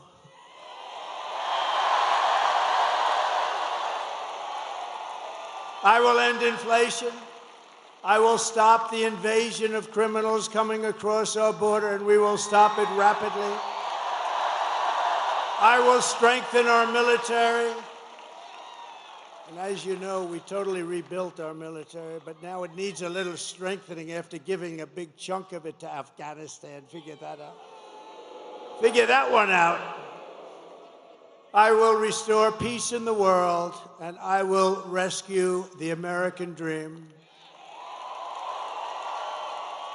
Together, we will begin the 4 greatest years in the history of our country, and we will launch the most extraordinary economic boom the world has ever seen, and we'll do it by utilizing the assets that we have. If you vote for Kamala, you will have 4 more years of misery, failure, and disaster. Our country may never recover. Vote for me, and I will deliver rising wages, soaring income, and a colossal surge of jobs, wealth, and opportunity for Americans of every race, religion, color, and creed, every one of them. A vote for Trump means your groceries will be cheaper. So many people mention, I go in, so many people mention groceries, that beautiful but simple word, groceries. Sir, my groceries. You don't think of it that way, but that's what they mention more than anything, my groceries. Your paychecks will be higher, your streets will be safer and cleaner, your communities will be richer, and your future will be brighter than ever before.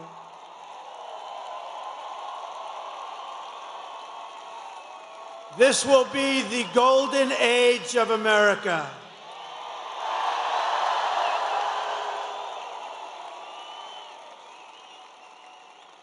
Just a few months ago, in a beautiful field in Pennsylvania, not far from where we are tonight, an assassin tried to stop our movement.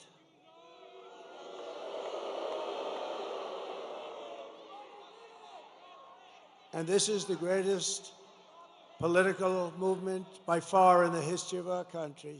Tried to stop it. But that brush with death did not stop us. It only made us more determined to finish the job that we had only just started.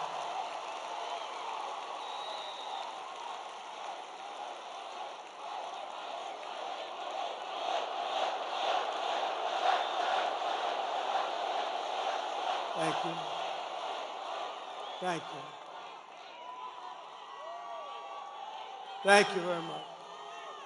This is a frisky group.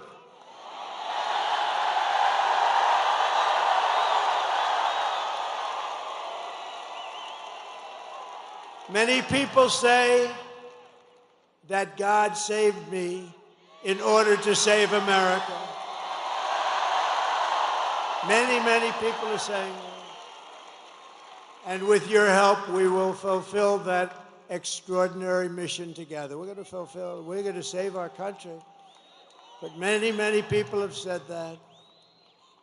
To every citizen across this land, I am asking for the honor of your vote. I don't want your money. I don't want anything. I just want your vote. We are on the 5-yard line. I would actually say we're on the 1-yard line, if you want to really know that. And some of the, oh, that's a lot of fake news back there. Look at that.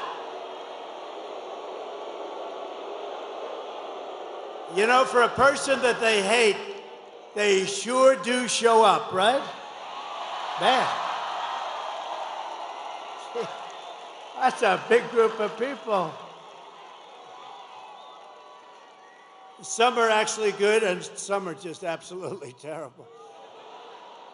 All right, thank you for being here. It shows that ratings are more important than hatred. I've always said that.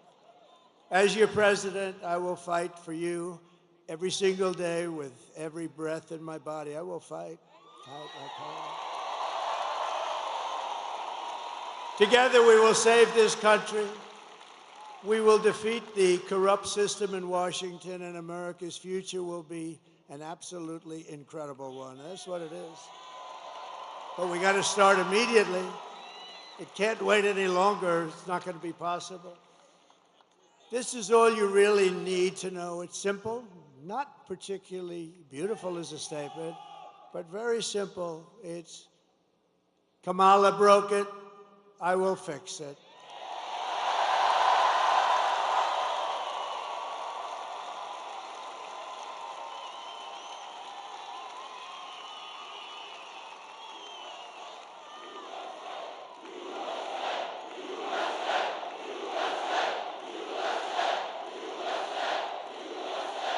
Thank you. And I don't know if you know, but Kamala has a little rally going on. And when I say little, I mean little. It's a competing rally. It's not this giant place that's sold out. What a beautiful, this is a beautiful place. But, and it's quite embarrassing. It's all over the internet. She's screaming. And the people, it's about 100 people, they're not moving. They just want to go home, just be done with it. It's not quite this.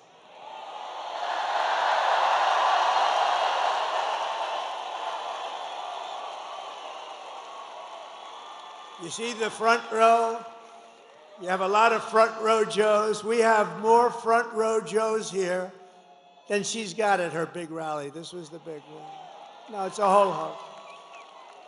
She tried to get stars to come in, and they wouldn't do it, actually. She'd go and get Beyonce. No. Beyonce would come in. Everyone's expecting a couple of songs. And there were no songs. There was no happiness. It's just like, give me my check. I want to get out of here.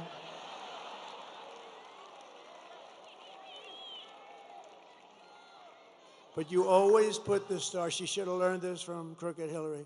Always put the star after you. That way the people stay. Finish your speech. Let the star, and even if she doesn't sing, they booed like hell, but the press didn't play that. They booed both of them the hell out of the stadium. But you know what? Even though the act was terrible, it's like by that time you're out of the building, like Elvis had left the building. Elvis has left the building. Now it's terrible. They obviously forgot to get a star tonight, but we don't need a star. We don't need stars. I never had a star. No.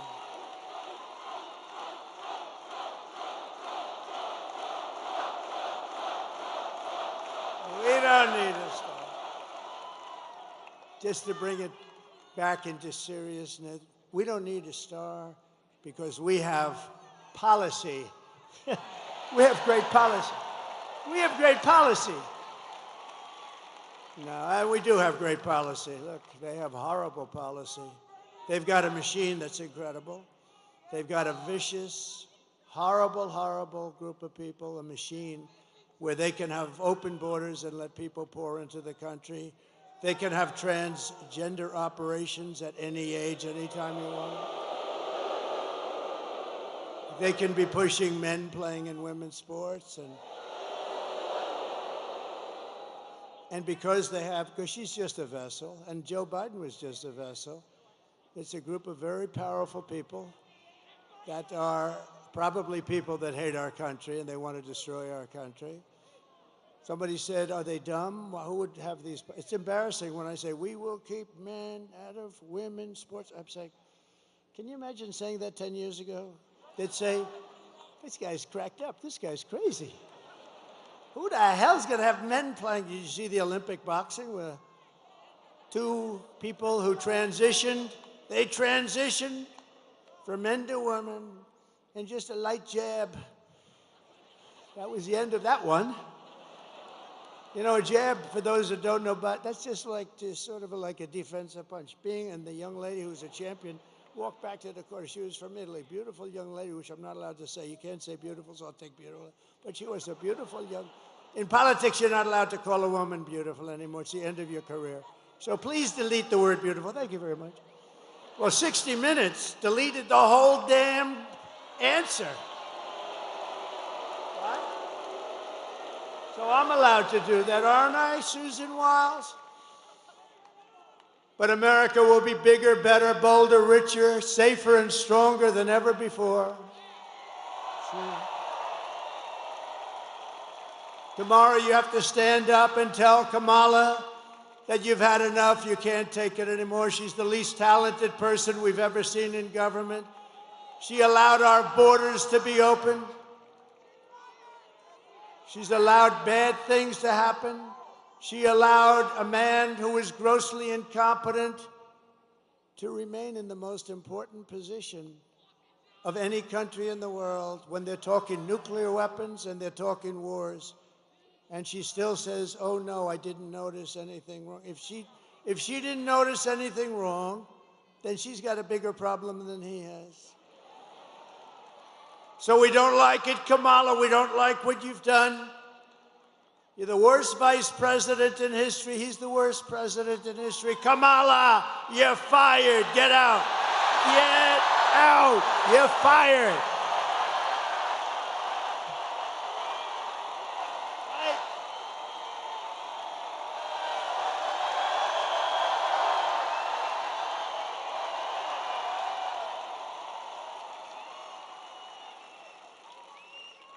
See, I consider all those guys back there with the big muscles, and it's not my thing, but I consider them really beautiful to me. They're beautiful people, and they are productive people. They make our country work and run. They built our country, they did.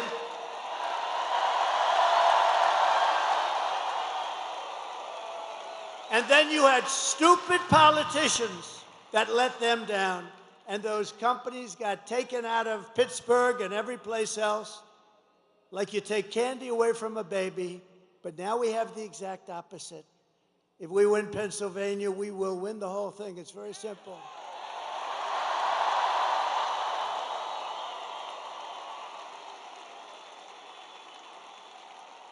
And I do believe it is, I say you have to make, I do believe it is too big to rig. I think it's too big to rig. They'll try. And they are trying, you know, though. It's too big to rig. This is a big movement. This is, you know, we did great in 2016.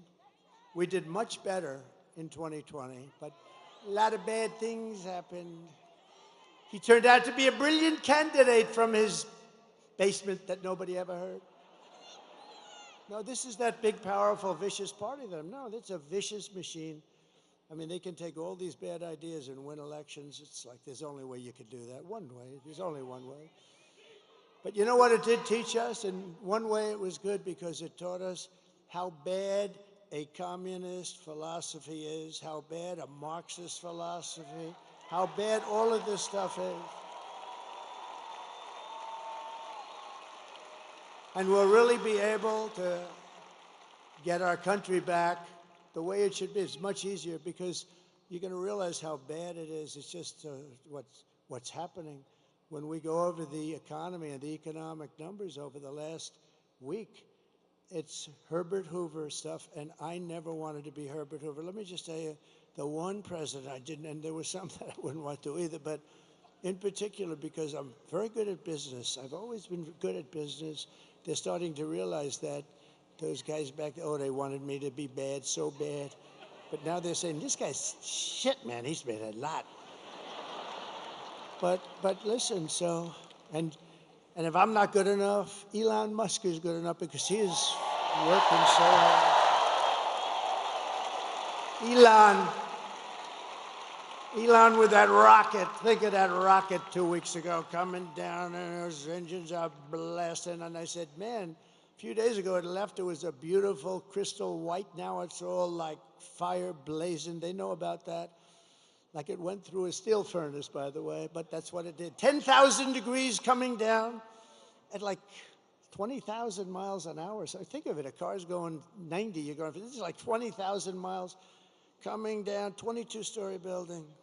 Then it stops, starts flipping around, starts finding this crazy site in the middle of wherever it was. And I told this story, I hope I don't bore you with it, but I had this guy on the phone. I told it at another rally, and I don't want to bore. Did anybody hear this story? Should I tell it again? It's quick. I hate to tell it again. I hate to double up, but this is sort of. So I'm talking to this guy, one of the most important people in the nation, in his mind, only in his mind. And because I was president, and they say most likely like about a 96.2% chance.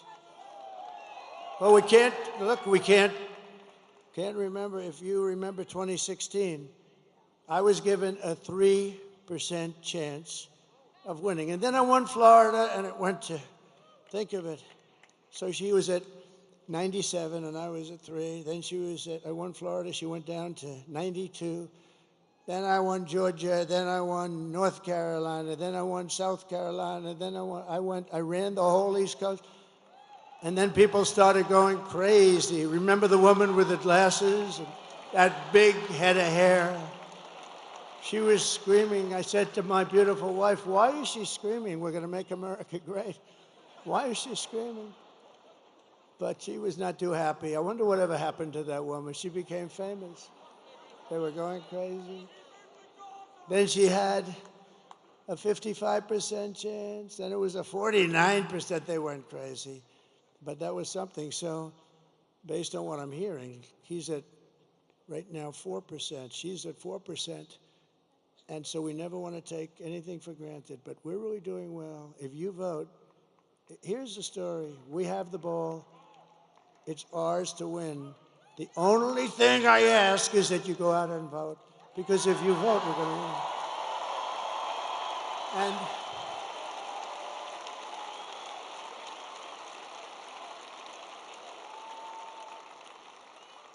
and believe the fake news when they say, this is going to be tight, this is right. It's really not tight. But they want to do that because they want to get ratings. They want everybody to watch.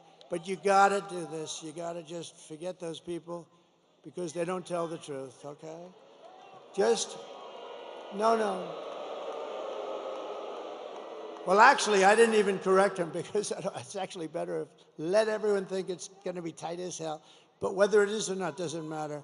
You have to go out and we have to swamp them. Everybody's got to vote.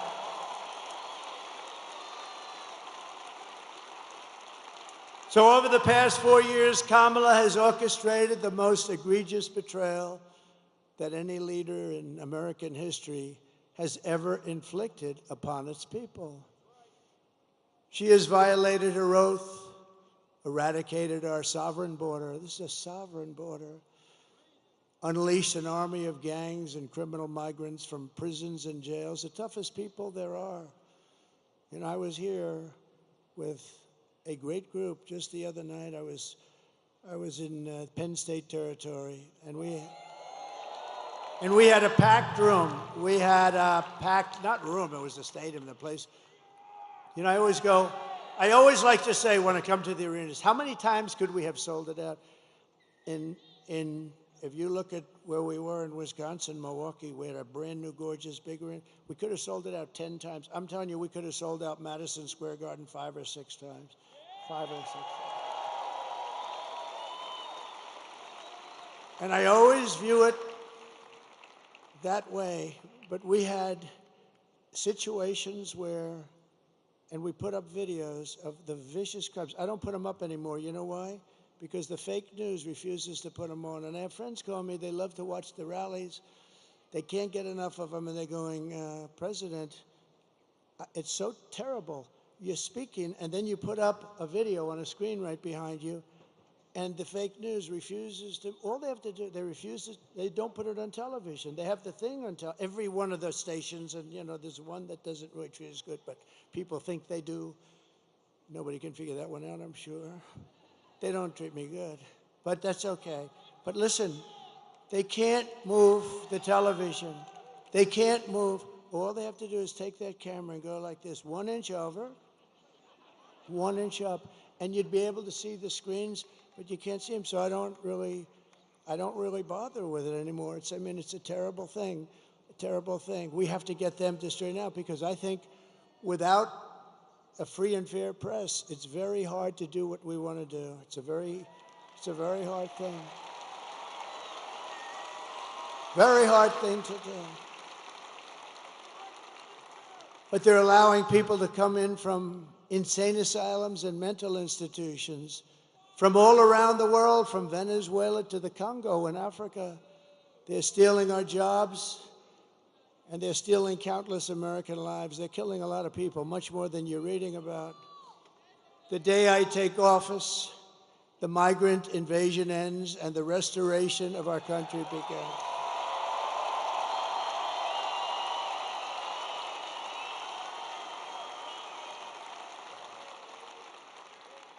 Oh, those Penn State guys, I wanted them to wrestle the migrants. I told, you know, the UFC, Dana White, they killed me in this. I told Dana, you know, to set up your League of Champions, unbelievable, best fighters in the world, and a migrant league. At the end, I want the migrant to go against the champion, and I think the migrant might actually win. That's how nasty some of these guys are. But I don't know. I doubt that. I tell you, I felt very comfortable with those big Penn State wrestlers. Think of that. They won. I mean, how good is this coach? They won, in the last 13 years, they won 11 national titles. They won the title this year. And I had them up. I brought them up in the stage at Penn State. I was at Penn State. The place was packed. And I said to them, fellas, you may be like the only guys in the country that can beat the hell out of the migrants. It's true. They're the only ones that could beat the migrants in a fight. These are tough people. These are people who've been in jails. They're killers. They're murderers. The level of viciousness is unexcelled. And it's from all over the world, not just from South America. So we love being there. I was just 2 days ago. We love being there. We love seeing these young guys. These guys were great. But they won 11 out of 13 titles, and it's called Pennsylvania. Here we are, right? It's one of those things. They're pretty good. But we have to stop because the United States is now an occupied country. We're an occupied. Can you imagine somebody getting up and making a statement? We are an occupied country. When you look at what's happening in Aurora, when you look at what's happening in all places, Springfield, how about Springfield, Ohio? We're an occupied country. And, you know, those are just the places you hear about. But they're taking over large sections of the country. Yeah, Colorado. Remember Colorado? They're the ones that started the movement. The governor, the weak, pathetic governor of Colorado, he's a radical leftist, and he's afraid of the people, the gangs from Venezuela. He's afraid of them. He's afraid to do anything. He's lost control of his state. But he was the one that wanted to have Trump taken off the ballot, even though I was leading all of the Democrats, all of the Republicans at the time. I was number one. And they went to the United States Supreme Court and got a 9-0 approval, but that Trump has the right to run for president. He wanted me off the ballot. And the people in Colorado, and you know who is more angry than the Republicans? The Democrats, the regular, not the politician Democrats. And they showed me with polls where I was leading in a state that normally, well, of course, you know, they have all mail-in voting, so, you know, you can't count too much on that. But if you didn't have, if God would come down from heaven, if God would come down and be the vote counter just for one night, he'd only take 1 second, because, you know, God works faster. God works faster, Megan, than anybody else I can imagine. Right? So we only need God for 1 second. He'll do the job. He'll do the job and he'll be gone. You'd see we'd win a lot of these places. California sends out 38 million ballots. They send them out all over the place. They come back. Nobody knows what the hell is happening. Some people get 8 ballots, some people get 5, and some only get 2 or 3. And I went to California. We had a rally. We had 107,000 people show up. I said, there's no way I would lose. And I do well with Hispanics. A poll just came out. I'm at 56% with Hispanics compared to this woman who was at 36%. How about that?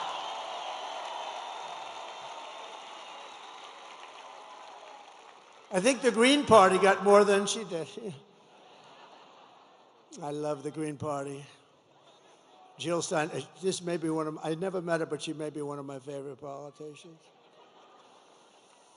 But it will soon be, think of it, we're an occupied country, but it will soon be an occupied country no longer. It's not going to be an occupied country. November 5th, 2024 will be Liberation Day in America. On day one, I will launch the largest deportation program of criminals in the history of our country.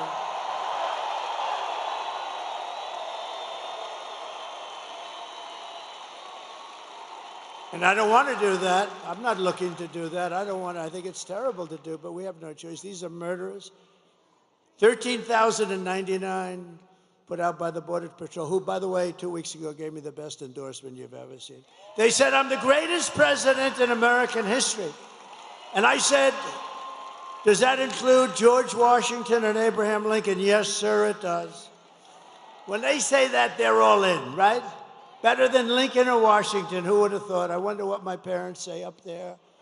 Hi, Mom. I know my mother's up there. My father's a little bit, it's in dispute. He would be up there. He was a strong guy, but he was a good guy.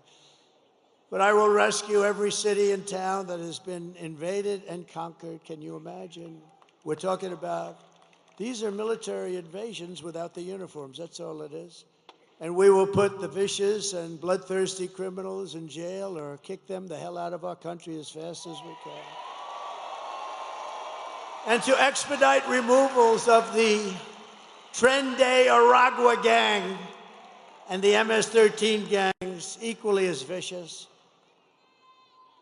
You know, MS-13 took two beautiful teenage girls walking to school in Long Island. For some reason, we took them out by the thousands. ICE. She wants to defund ICE. ICE. They're tough as hell, and they're also people that love our country. They took two young girls, and they sliced them into pieces as they were walking. They sliced them into, they didn't shoot them because that's too quick. They sliced them up and left them dead. Two young, beautiful girls walking to school. And ICE did their business. ICE went in and took care of them. But can you imagine? And now she wants to defund ICE. Let's defund ICE. No, these are rough people. These are bad people. I will invoke, and this is how far we had to go back, because in those days they didn't play games. I will invoke the Alien Enemies Act of 1798 to target and dismantle every migrant criminal network operating on American soil. And if they come back into our country, it's an automatic 10 years in jail with no possibility of parole. And I am hereby calling for the death penalty for any migrant that kills an American citizen or a law enforcement officer.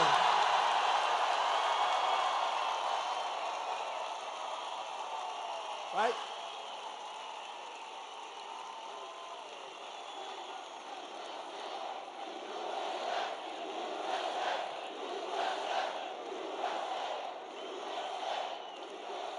And I will ban all sanctuary cities in the United States of America.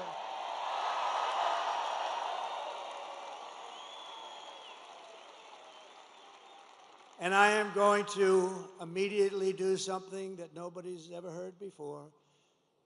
And I've wanted to do it for a long time, but I don't want these guys to do it because they won't do it properly.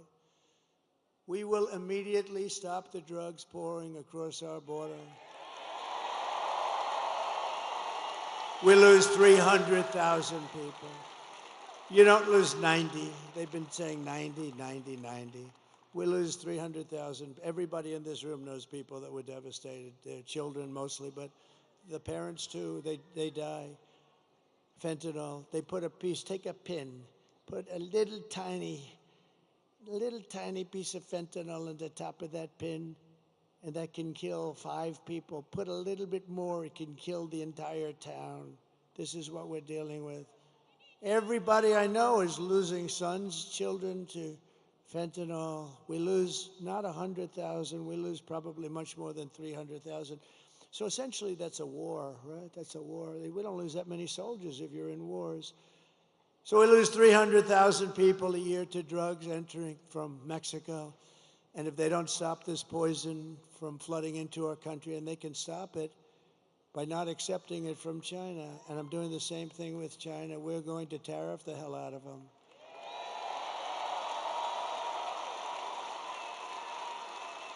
And Mexico, you know, people are surprised to hear this. Mexico is our largest trading partner. And if we put even a small tariff on, like 10, 15%, you're talking about tens of billions of dollars, and they're not going to want to have that long. And they're strong. They can stop it if they want. They can do it if they want. They'll probably have to make a deal with the cartels, because the cartels totally run Mexico, totally. It's terrible things are happening in Mexico. But we're going to put a tariff on Mexico if they don't immediately stop sending that horrible stuff into this country. And likewise, we're doing it with China. If China doesn't stop, you know, I had a deal with President Xi. He was going to give the death penalty, because in China they give the death penalty. When I first met, and I had a great relationship until COVID, until I call it the China virus. I'd like to be more accurate. I had a great deal and a great relationship with President Xi. Really great. He came to Mar-a-Lago. We spent a lot of time. We had a very good relationship. He's a strong man. He's a fierce person. You know, people said, "What's he like?" He's fierce. There's nobody in Hollywood that could play his role, believe me. And I say that with respect. But I said to him, "You're killing a lot of people by sending fentanyl into our country." I said, "How many people do you lose a year with drugs?" "No, nobody." I said, "What do you mean nobody?" No, we have no problem with drugs. Why? We have a quick trial. What is a quick trial? I mean, I know what a quick trial is. What is a quick trial? if we catch a drug dealer, we bring him to a quick trial. He said, we bring him to a quick trial. And they're almost always found guilty. And then we send the bullet home to the family, and the family must pay us for the bullet. Can you believe this? This is a little different than our country. In our country, they'd lawyer up, they'd be going to trial for 30 years. But they have no drug, they have zero drug problem. And I said, I want you to do me a favor. And we made a deal. You're killing our people. And that's going to end up in bad things for you, really bad for you. Not for you. Can't get any worse for us. I said, I want you to do me a favor. I want you to give the same death penalty to those people that are sending fentanyl into the United States. And if you don't do that, I'm going to tariff the hell out of your shit coming into the United States.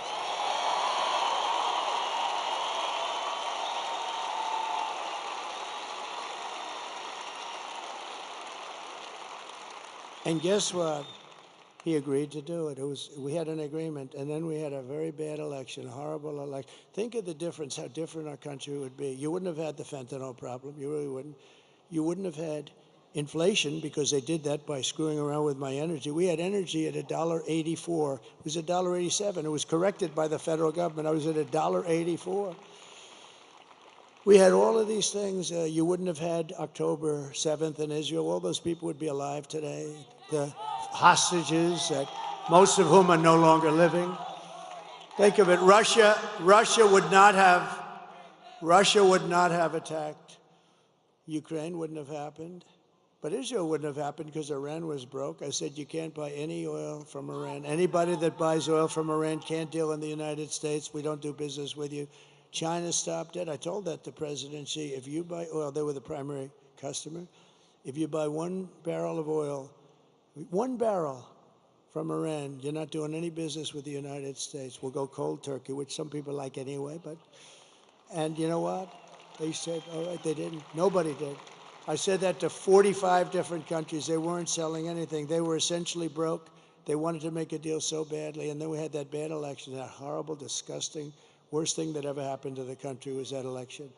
And I left, and they didn't follow up the deal that I made. And the fentanyl is now pouring into Mexico at numbers, and more people are dying, and it comes across this open border, and we're taking in more drugs, human smuggling, all women, setting records. Bring up my all-time favorite chart, if it's possible to find. Where is that all-time favorite?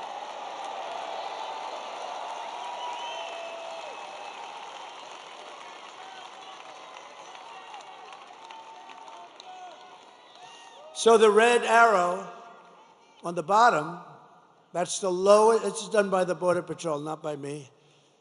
It looks like something done by me, doesn't it? But that was my last day in office. Look at the red arrow.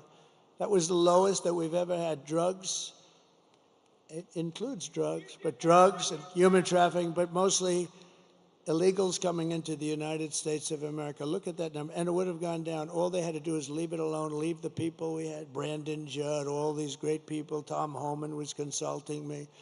And all these great people, that's all they've done in their life. And we had it down to a science. The drugs were coming in at the slowest rate. But we had illegals almost stopped. By now, they would have been literally stopped. And by the way, we want people to come into our country, but they have to come in legally. They have to come in legally. They have to show they can love our country. They have to show that they didn't murder 7 people along the way. But that's the lowest point, and I love that chart. Even if it was bad numbers, which is not, but even if it was horrible numbers, I would love that chart so much. That chart was right over there. It never was over there, and it was never over there, because I always do this toward the end of a speech, not the beginning. I looked over there at that chart, and I said, what the hell was that? Man, yeah.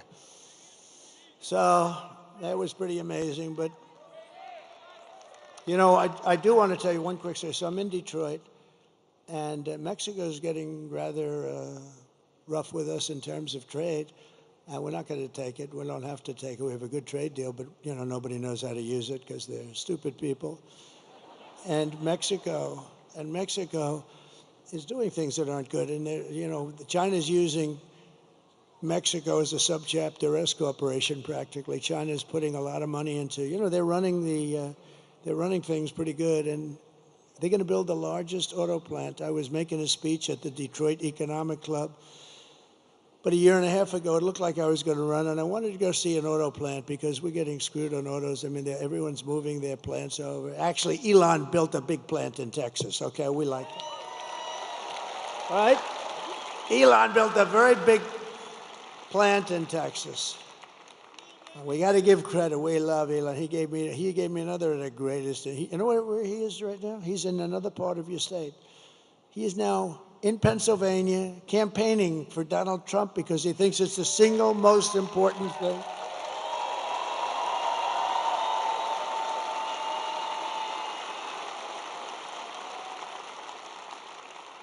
And you know, he said something to me that was interesting, because nobody knows computers. That rocket I was telling you about, the way it laid down, he said that's all computers operating the engines. The engines are the easy part. He said the computers, it's tremendous computerization, the way it just shifted it over, so beautiful. But I said to him, what do you think about it? Because he really is watching this whole voting process. And he said, you know, computers are the greatest. He looked at some that were just shipped in, some of these vote counting computers. He knew it before it even came in the door. He looked like at the back of it. Oh, I know that one. I mean, he knows he knows this stuff better than any. And he actually said, and this is for the good of everybody. It's the good of mankind, essentially.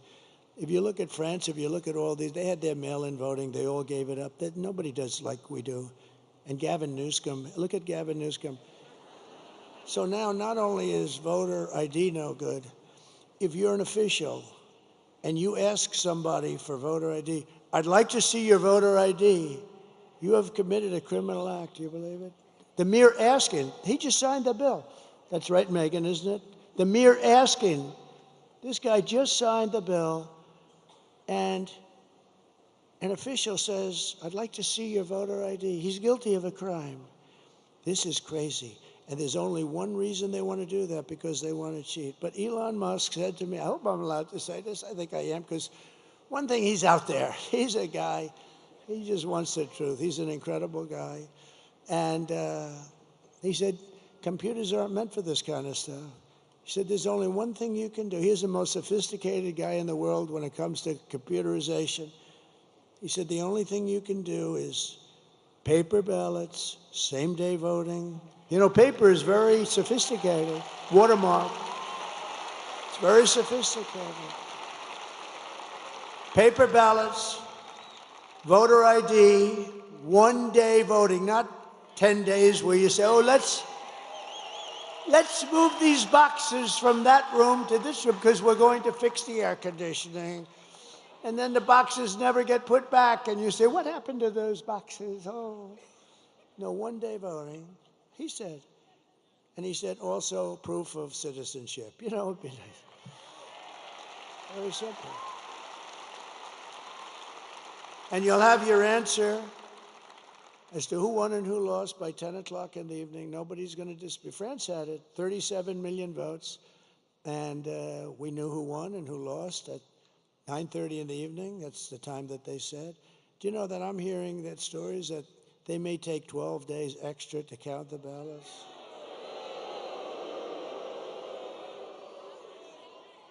And bad things happen when you do that, although today we won a very good case in Georgia, where the judge ruled that no, they're not allowed to have unlimited extensions for the votes to come in. That's what I was. We have unlimited extensions. We just found 100,000 votes just poured in from the. No, we got to straighten out our, you know, it won't affect me after this. We have to do it. We have to win the old-fashioned way and then fix it, but we have to fix it. We can't allow this to happen. And remember, the states are essentially an agent, if I can use that term, but they're an agent of the federal government. The states are doing the collecting, so to speak. And they have to take their orders from the federal government. And how can you do this where they say it's going to take days longer? You have all this equipment. The other thing is, if you go to a paper system, it'll cost you 8% of what all of this fancy machinery costs. But Elon said that there is no computer in the world that can't be broken into very easily by somebody that's computer smart. I have a son at home, Barron. I said, people love Barron. They love Barron. They love Barron. I say, Barron, you're always on your computer. I think you have to learn it at a young age, actually. Barron, you're always on your computer. You gotta stop. You gotta do other things. Yes, Dad. Yes, Dad. Sure. Sure, Dad. Don't be wise. Look, I'm gonna turn this thing off. Okay, Dad. Try it. So I turn it off, Dad. I turn it off. It's locked. It's done. I have a number on it. He calls me 45. Come here, Dad. Take a look. Nah, these kids are genius, I'm telling you. He's a wise guy, smart one. And do I have good kids? I have to just... Are my kids here? Where are my kids? They're around here. They're around here. Get them out here. I think I want to bring them up. 4 years.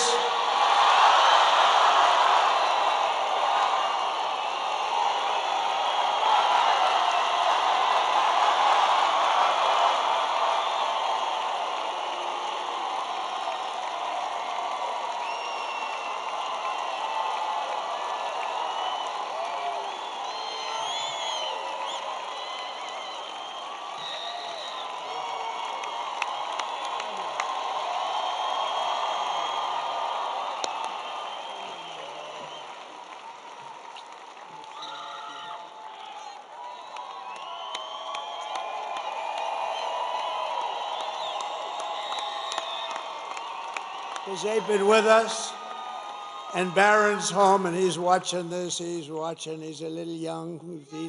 He's watching. They love Barron, huh? They love Barron. We love Barron. And Ivanka's great. She watches. She loves this whole thing. She loves it. She loves you. She loves it. She loves the whole thing. But I just thought, you know, it's sad because we've been doing this for 9 years. We've had hundreds of rallies, hundreds. Actually, numbers that are not even conceivable. I've heard 800, 900, I don't know, but we don't even count them. But and they're all like this. They're all these magnificent, magnificent rallies. And this is the last one I'm going to have here. And I have one left, a whole thing. And remember, the rallies are the most exciting thing. There'll never be rallies like this. You know, you're going to have some leading candidate come in 4 years. And honestly, if they're successful, they'll have 300 or 400 people in a ballroom someplace. This is never going to happen again. It happens every single time. And it's never happened in the world. There's never been, this is a movement that's never happened, and it's going to be a movement that's going to save our country. It's going to be a movement that's going to save, but it's sad in terms of we'll never have this, but we'll have other get-togethers, and in a way, all what we're doing, all these years of work, and you know, we started off with that very bad situation 4 years ago, and it was so sickening to wait 4 years. And if I didn't do so well, I did so much better the second time than the first. I wouldn't have done this if I took in less votes. We took in close to 12 million more votes. I mean, Barack Hussein Obama, he didn't do that. He got far less votes the second time, and he won. And he's a major divider. I watched him the other night. I mean, he's a very divisive guy. I've always said that. He is a very divisive guy. And his wife, I've always been so nice. Ooh, she was hitting me. She was hitting me, Michelle. She was hitting me. That wasn't nice. I've always been nice, but they're dividers, I'll tell you right now. We're not going to stand. Dividers are no good. He's a highly overrated man, I'm telling you that. But he's a divider. I watched him with this crap where he's trying to get her in. He's the one that pushed her in the first place. And look what happens. I mean, I hope it happens, because if it doesn't happen, this country's in big trouble. But we've been doing this now for 9 years, and we had a great first term. We rebuilt our military. We cut taxes more than any president in history, including Ronald Reagan, who did a big tax cut. We cut more regulations. We developed an open space force through the Congress, and I think that's going to go down. First time in 82 years that last one was the Air Force. We did that. I mean, think of all the different things that we did. We were respected all over the world. China respected us. Everybody respected us. There was no laughing at your leader. They came up with all these hoaxes, Adam Schiff and all this scum that we have in this country. They're scum. And they knew it was a hoax. And they tried to put this guy who didn't know anything about Russia, they tried to put him in jail, Adam Schiff, conceived of the story. Think of it. Adam Shifty Schiff, one of the truly unattractive people. I call him Watermelon Head. He's got the largest head and the smallest neck. He's got a neck that's about 4 inches around. He's got a watermelon on top of it. But he's not a stupid person, but he's an evil kind of person. And he's likely going to be a senator, unfortunately. But I mean, this scum is going to be a senator. So their movement carries on, but our movement carries on too. As long as ours carries on. No, he's got the smallest neck I've ever seen. Do you think he can play football for the Pittsburgh Steelers? I don't think so. One shot, and there goes, the whole thing would fall apart. One little shot. One tiny tap like that, boom, falls off. No, but bad. But think of how bad this is. I don't want to put him on the spot, but this kid went through hell on a story that they knew was made up, Russia, Russia, Russia hoax. And I saw a Schiff come out of an intelligence meeting or something. He's not supposed to even do this, but he goes out into this press, and he says, Donald Trump Jr. will go to jail for what he's done with Russia. Right? And I said, whoa. I said, what's this all about? So I called him up. I said, Don, what's going on? I said, Dad, I don't know anything about Russia. He didn't do anything. He went before grand juries. He went before what they did to this guy was, and you know what? I think he became tougher because of it. Maybe too tough. I think he's too tough, Sarah. I don't like it. He's too tough. They've made my son too tough, Mike. But he's a great guy, and he's a good person, and they put him through hell. But think of it. What person, and Hillary was in the act, they spied on my campaign. It's now proven. Spied on my campaign. The Russia, Russia, Russia thing with Mueller, you saw Mueller's performance in Congress, right? He didn't know anything. We were totally exonerated. But for 2 years, this guy went through hell. He went through hell. He had nothing to do with Russia. He didn't know anything about it. They went through millions of phone calls. They didn't find one phone call to Russia. It was a hoax. But think about how bad you have to be.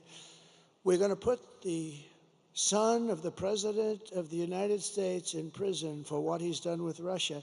And he knows it was a hoax because he conceived of the hoax along with Crooked Hillary and the rest of them. And Obama, in my opinion. No, but think of it. He conceived of a hoax, and he wants my son to go to prison. That is human scum, I'm sorry. And he'll probably go on to be a senator, and that's okay, because we have blocked them. Everything we've done, we've won against, but they are bad people. You know, if they put that genius toward making our country great, boy, would we have fun. We would have fun together. But I don't know if they're capable of doing that. It'd be great if we could bring everybody together. The time we came together is just previous to COVID. We had the most successful country ever in history. We were doubling up in China. They were paying us billions of dollars. No other president took in anything. And you know what was happening? Everybody had jobs. African American, Asian American, everybody. Asian, the Hispanics. Look at me with Hispanics. Hispanics. They remember that period 4 years, 5 years ago, but everybody was successful.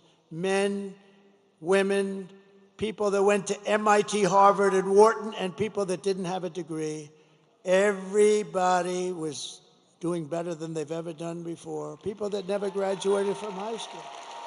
And I'll tell you what was happening is I was getting calls from people that I would say are the radical left, but people that were definitely very far left, and people wanted to start meeting. There was a whole thing. This country was coming together, and then we we got hit with something that nobody knew what the hell it was, although I did say it was from the Wuhan lab. I was right about that. And bad things happened, and we actually did a great job. Never got the credit for that. We got the credit for what we did with the economy. For what we did, we rebuilt the entire U.S. military, and we knocked the hell out of ISIS. It took them, they were fighting ISIS for 18 years. It took me 4 weeks to get rid of them, right? 4 weeks. So, 4 weeks to get rid of them. But I will tell you, and I just say this because so many people say, is there any way to unify the country? And I used to sort of say, no, look, we want to have walls, we want to have borders, and they don't. I think it has to just be explained. I think that's an easy one. They want the men and women sports things. You know, I've been a politician for now, I can't believe I say that, but 9 years. I've had a lot of people come up and say, well, what about taxes? What about this? Nobody's ever said, sir, it's really important to allow men to play in women's sports. I've never had anybody say it. Nobody's come up to me and said, you know, on the transgender thing, sir, it's very important to my family that you get that. I mean, these things are crazy. And yet on television, that's all they talk about. That's all they talk about. But we're going to turn this country. The bottom line is, it was really starting to come together. Then we got hit. We got to fix that. Think of it. And when I turned it back over, the stock market was higher than it was just previous to COVID coming in. Think of it. Amazing. We handed them something beautiful, and they blew it. They blew it right out the window. It's terrible. They blew it, and now we're going to end up in a depression, frankly, if you look at the numbers that we are going to present in a second. But I just want to thank my kids because they are great kids, and they have been with me from the beginning. They've been with me right from the beginning.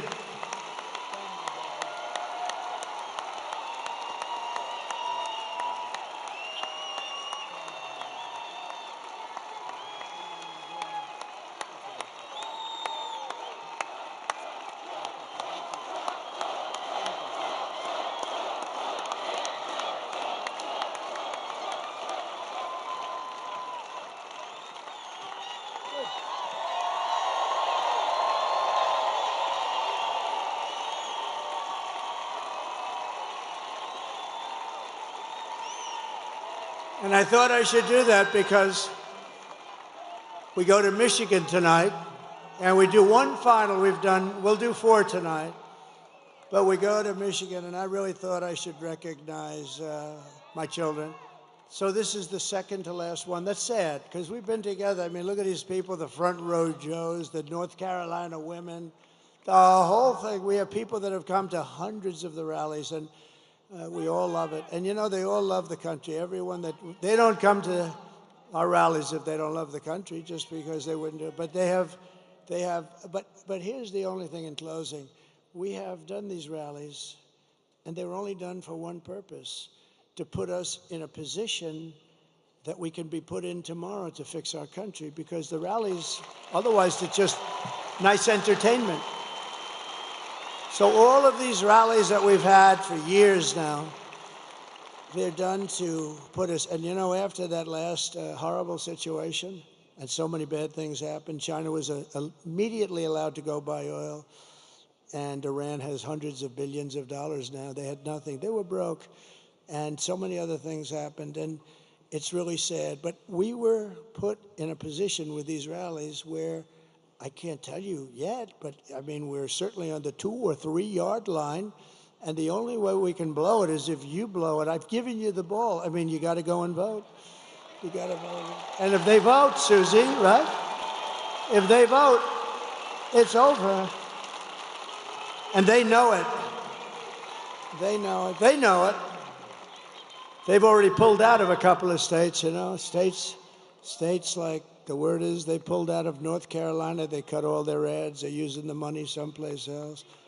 I even heard they ran out of money. They don't have any money with all the money they raise. And they get a lot of it from unions and this and that. Even though some of the guys were telling me, the steelworkers, they say the steelworkers are with you, just the top guys aren't. Because you know what? I don't even blame them. It's a habit. So many years, 50, 60, 70 years, they support the Democrats, like a habit. But they're going to do a lot better with me. I want to tell you one quick story because it has to do with these people, because I want to save their jobs, whether it's auto workers or steel workers. So China,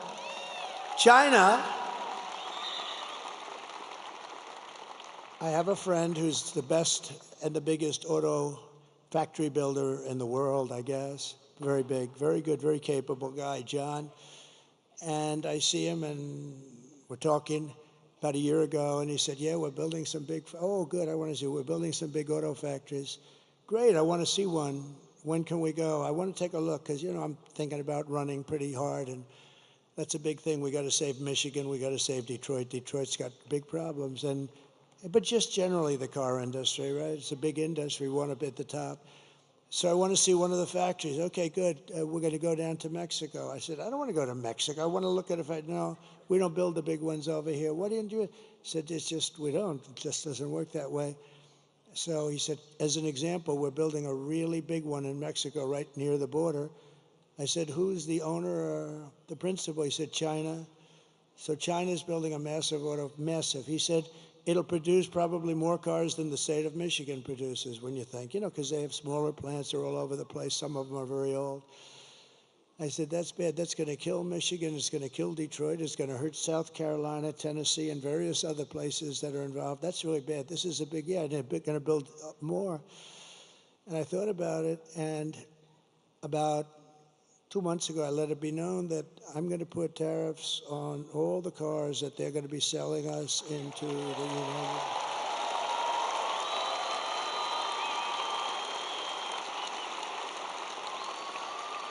And I let it be known that the tariffs will be about 100%, and 100% tariff on any car that's made in these factories in Mexico, probably any car coming in from Mexico. Remember, I'm going to put tariffs. This is a big thing. I'm putting tariffs on Mexico.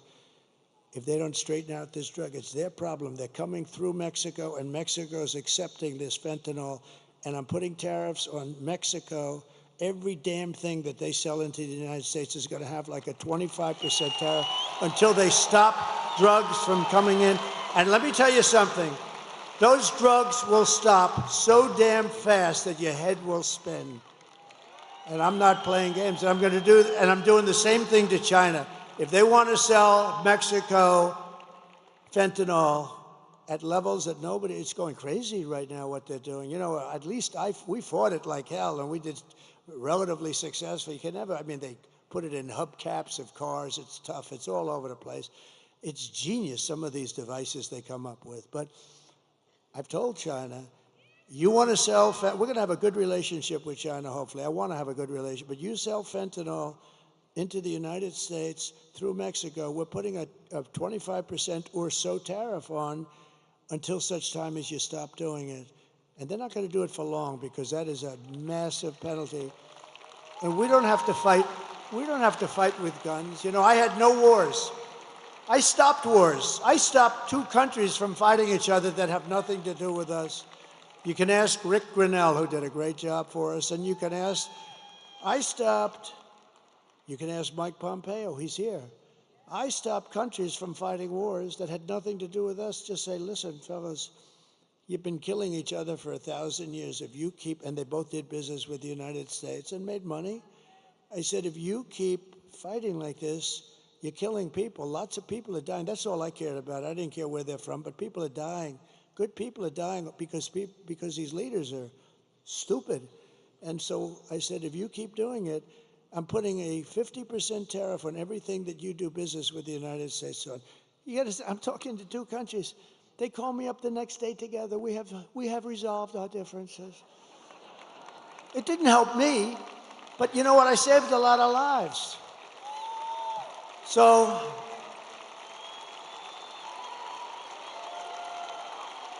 getting back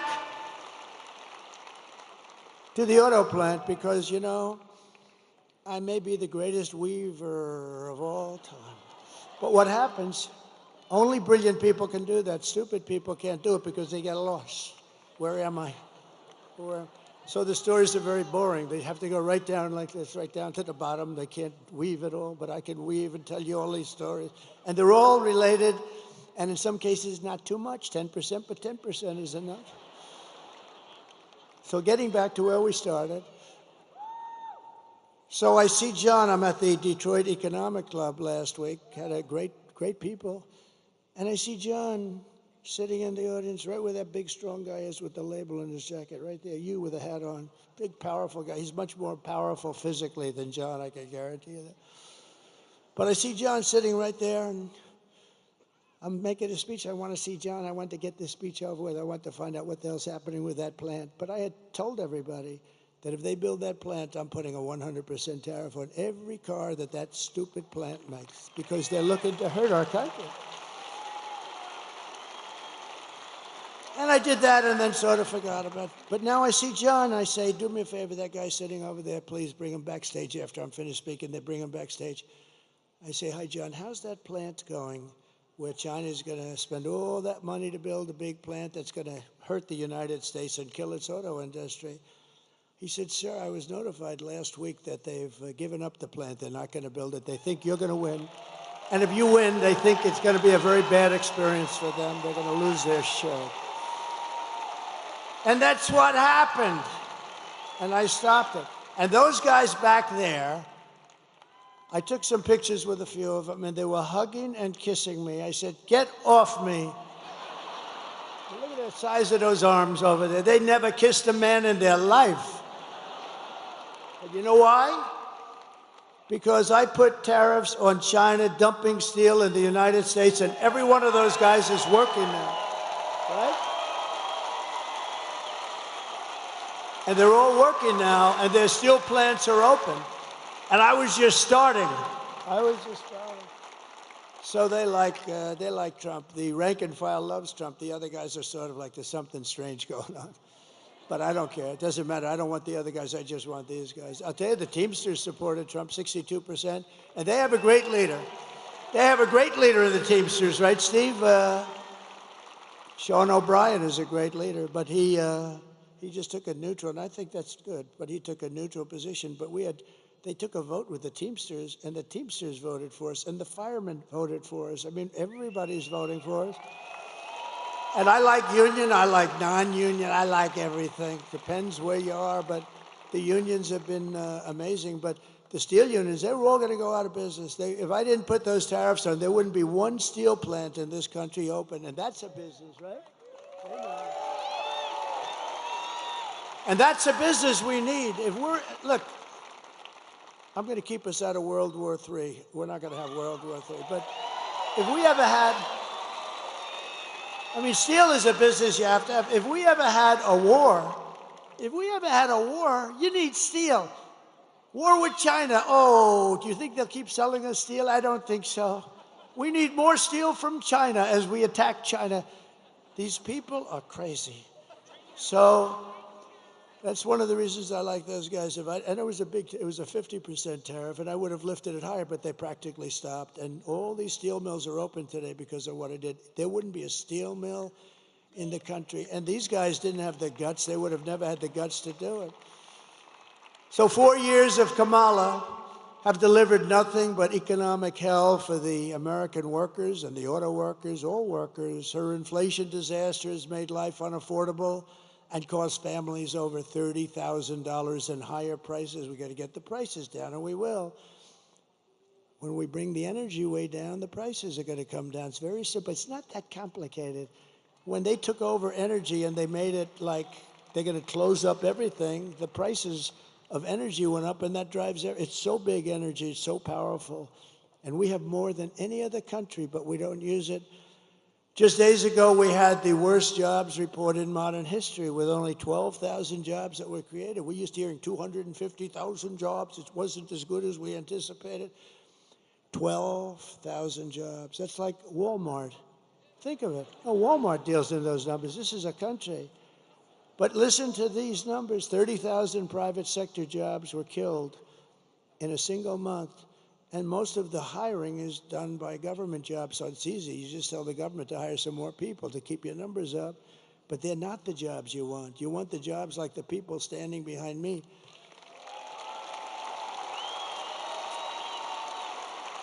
And listen, and nearly 100,000 manufacturing jobs were wiped out. And these are government numbers. These are not Trump numbers.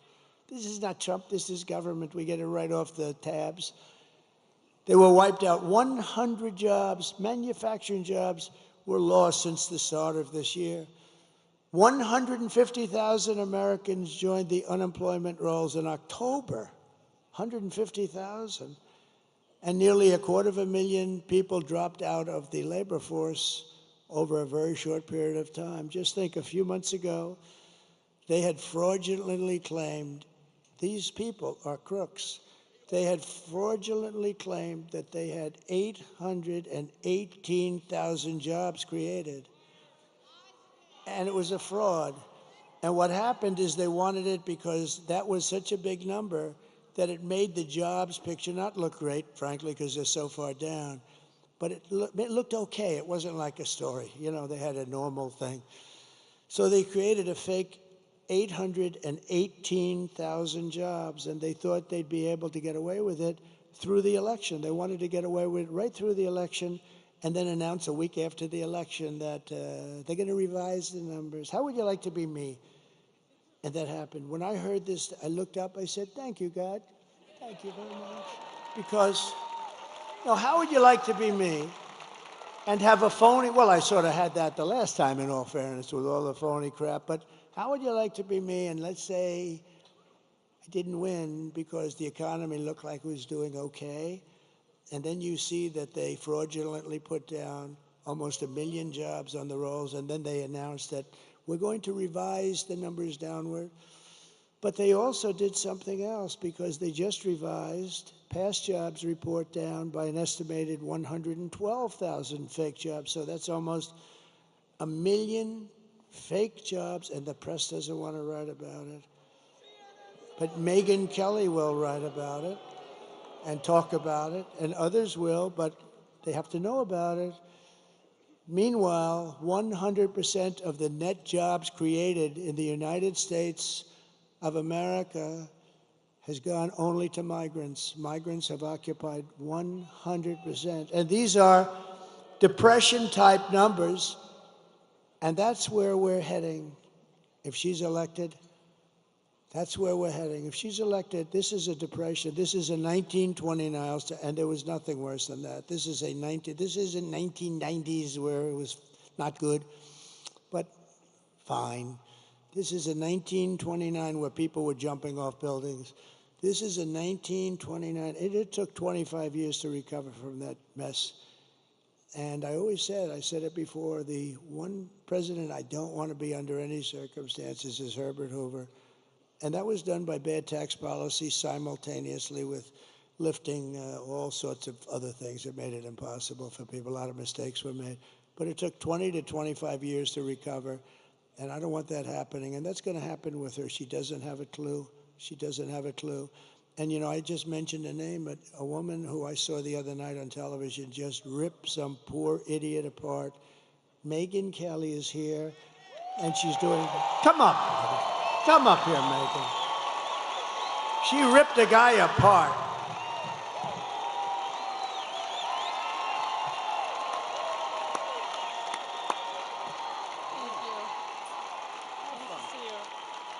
Hi, everybody. Hey, it's great to see you. Can you believe this guy? Can you believe the energy and the stamina on this guy at his age? I'm ready to go to sleep over there. He's got another rally to go to till tonight. Let me tell you, first of all, one of the reasons why I wanted to come here, one of the many reasons I wanted to come here. When I launched my show 4 years ago, we had Mark Cuban on the program. You know, yeah. You may have seen he was in the news this week. And he started going on about how bad America's race history was and how ashamed he was of America, and that's why he was at all these protests, and he felt it was really important to stand up and speak out about human rights violations.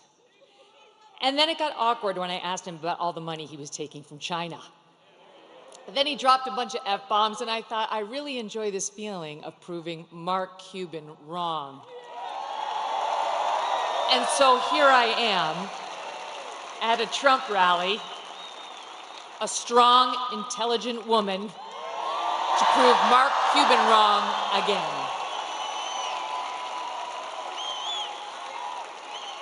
I won't take up much of your time, but I do want to tell you the main reasons I am voting for Donald Trump. Number one, immigration. He mentioned it. And people like Laken Rowley. I'll be thinking about her tomorrow all day. 22 years old, killed in Georgia, a young nursing student by an illegal. I'll be thinking about Jocelyn Nungare, 12 years old, in Texas, murdered by 2 Venezuelan illegals. President Trump closed the border. Kamala Harris opened it by choice. It wasn't accidental. She said it would be humane. That's what she and her boss believed. Tell it to Lake and Riley's family. There was nothing humane about it. He closed it. They opened it. It was an intentional choice, and there's no reason not to believe they won't do it again. The boys should not be in the girls' sports. The boys should not be in the girls' bathrooms. The boys should not be in the girls' locker rooms. Peyton McNabb, North Carolina sophomore in high school, slammed so hard in the face by a volleyball hit at her by a boy pretending to be a girl, she suffered traumatic brain injury and permanent paralysis. Kamala Harris looks at her and says, "Be kind, suck it up." And that's what's right. Why do our girls have to face brain damage in order to be kind to boys who want to invade their sports? And by the way, they are going into the women's prisons. She changed the law in California to make sure the taxpayers would pay for their sex change operations. She was not just following the law, she changed the law. President Trump will stop it.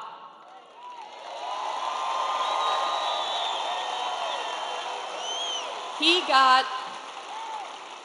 got mocked by the left for saying he would be a protector of women. He will be a protector of women, and it's why I'm voting for him. He will close the border. He will keep the boys out of girls' sports and where they don't belong. And you know what else? One more thing. He will look out for our boys, too. Our forgotten boys and our forgotten men. Guys like you. Guys like these guys who've got the calluses on their hands, who work for a living with the beards and the tats, who maybe have a beer after work and don't want to be judged by people like Oprah and Beyonce, who will never have to face the consequences of her disastrous economic policies. These guys will. He gets it. President Trump gets it. He will not look at our boys like they're second-class citizens. And ladies out there who want a bit of girl power in this election, let me tell you something. How can you win when the sons and the husbands and the brothers and the dads you love are losing? It's not a win. We care, young women and older, about the lives of our children, the safety of our children. And we need not get so obsessed with what happens when they're in the womb that we forget about taking care of them once we're here and they're loved.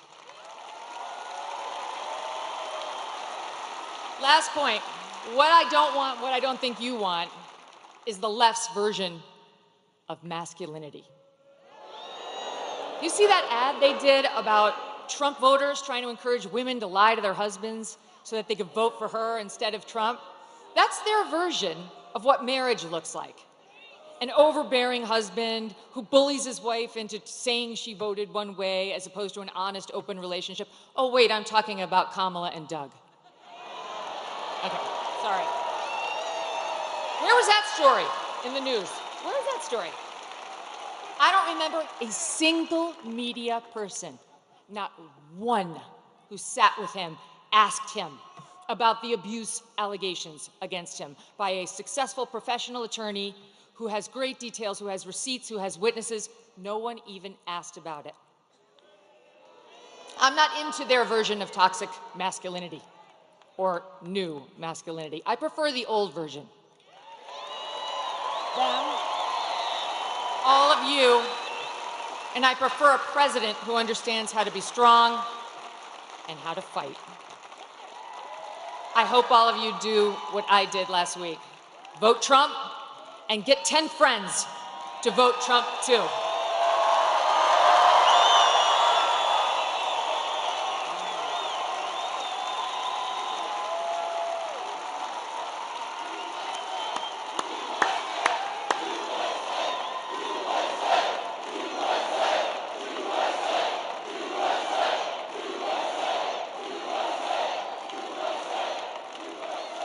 Unbelievable. Thank you. Wow. Whoa. Oh, wow. I have some more big news, Megan. I'm just getting this right now. So somebody that's very, very respected asked me to do his show 2 weeks ago, and I said, why not? And to me, it's very big because he's the biggest there is, I guess, in that world by far. Somebody said the biggest beyond anybody in a long time. And his name is Joe Rogan, and he's never done this before.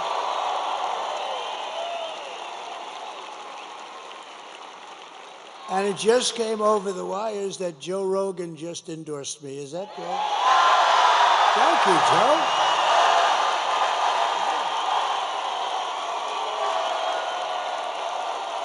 That's so nice. And he doesn't do that. He doesn't do that stuff. And he tends to be a little bit more liberal than some of the people in this room. No, I had a lot of fun, and he was amazing, and it was a 3-hour interview. In fact, I was 2 hours late for a rally that we had. I had explained that a little bit, and it was cold out that night. We flew, but we had to make it. We were more than 2 hours late, and they understood. I said, you know, I just was interviewed by a very interesting guy, and he just kept going on. They called it a long form, and it could have gone a lot longer, but he was great. And he's not a person that does endorsements, but he did an endorsement. So I just want to thank Joe Rogan. That's fantastic. And Megan, thank you very much. That was something. That's really something. Also with us tonight is the man that I hope is going to be your next senator. He's a winner. He's tough. He's smart. He loves your state. He loves your Commonwealth, and he will take this Commonwealth to new heights. He's just a spectacular guy, Dave McCormick. And Dave, I think, stand up, Dave. I think you, I looked at a poll before, and I think you're doing very well. He's against a survivor. The guy is a survivor. He's a lousy senator, doesn't do a thing. Do you think he's talking about fracking? That guy talks about fracking. He's not letting fracking get it disturbed in any way, shape. We'll double up the fracking and the jobs and everything else. She's totally against, but everything in his life he's done has been successful. He was tremendously successful in college. He was a really good athlete. I don't know, he was a wrestler, but I think the Penn State guys probably could have taken him. What do you think, huh? What do you think? I think maybe, but you never know, right? You never really know. There could be an upset in the making. But he's been successful at everything. He went to Wall Street, became one of the most important people on Wall Street, and I just want to say that I hope you vote for him. He's going to be a great, great senator. The Commonwealth will be happy. You'll view it as a terrific vote. And think of it, it's going to be tomorrow. It's going to be tomorrow. We have another man who's a great senator from Tennessee. I love Tennessee. You know why I love him? For a lot of reasons, but we won by 31% last time. We didn't have to do this late night stuff with Pennsylvania, but I think Pennsylvania, I think we're gonna have a big number in Pennsylvania too. But I want to thank you, Senator Bill Haggerty, please. Thank you, Senator. Good-looking senator too. There's something about that. And you have we have so many celebrities here. It's incredible. But Bill, thank you very much. Good. Mike Pompeo, please stand up. Mike. He lost all that weight. He's so thin now. Looks good. Thank you, Mike. I appreciate it very much. And we have members of Congress that are warriors. These guys have been fighting with me, meaning fighting with me in the proper way, not the bad way. And they're incredible people. John Joyce, Mike Kelly, G.T. Thompson, Guy Reschenthaler. These are terrific people. And somebody told me that, Guy, you were a terrific wrestler. Is that true? I didn't hear that. So I'm never going to fight him. That's all. You know, when you hear that stuff, don't ever go against the odds, right? That's fantastic. I heard really good. Thank you very much, Guy. I appreciate it. Former Congresswoman and Democratic, and she was a good candidate too for President of the United States. Tulsi Gabbard, a woman of great common sense. A woman of great common sense. And she just switched over to the Republican Party, so that's good. She was a Democrat. Then she became an independent, and then she became, thank you very much. It's a great honor. She's a fantastic person. I always said, I've watched her for a long time, and I'd say that's a woman of great common sense, because it's all about common sense. We could say conservative, it's common sense, and thank you very much. I appreciate it. A woman that we're very proud of. She started with us in the Oval Office in the White House. She became press secretary, and she then became the governor of Arkansas. Sarah Huckabee Sanders. Sarah, thank you. Beautiful, thank you. She's doing a good job, too. Oh, we have so many great people. So somebody that ran for president, and let me tell you, he was good, he was smart, he was so impressive to me, and he was, I watched the whole thing go on. They said, should you run? I said, listen, I got a 72-point lead over everybody. People want to hire a smart person, not a smart, to be president. When you're leading by 70 or 72 points, why should you go on a debate and have 12 people knock the hell out of you? Because eventually it's got to have a little impact. So I said, I'll sit out the debates, but I watched the debates, and I watched this man, and he was unbelievable. The governor of North Dakota, he's become one of the great oil experts. That state is doing unbelievable since he's been governor. And he was like me. He was a successful businessman. He made a lot of money, and he wanted to run, and he knew the state. He was in the state, and he ran for governor. He won. He's been one of the best governors in the country, very smart, and we got to bring him in because he's not going to be running again. I guess he's term limited or something, but he's not. And we're going to find a good place for this guy. We're not going to let him go. Governor Doug Burgum. Thank you. Thank you very much. And his wife, Catherine. Catherine is phenomenal. The son of one of the greatest baseball players of all time. You think I don't know about Roberto Clemente? Oh. So Roberto Clemente Jr., and I hear he's quite a player also, but I'll tell you, I remember his father in deep right field. I remember the throw. I've seen a lot of baseball, and I've seen a lot of throws. And baseball doesn't seem to be quite what it was. We got to do something about that, Too many stations, too many games, too late at night. They should hire me as commissioner, although I like their commission, I do. Some commissioners I don't like. But, make baseball good. But I saw, come up here for a second, wherever you may be. Where is this guy? Because this guy was like, come up here, come on up here. Anybody with that gene, anybody with the blood in him of Roberto Clemente. Puerto Rico, I love Puerto Rico. Come on, come here. Tell them how great was your father. Thank you, that's beautiful, please.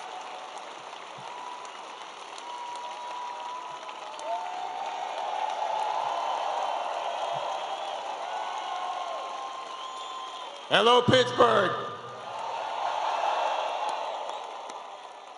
Well, one thing that I can say is that I'm very proud to be here. For the first time, I had to take a step forward. It is very important for me to support this man because I believe tomorrow is a change of time.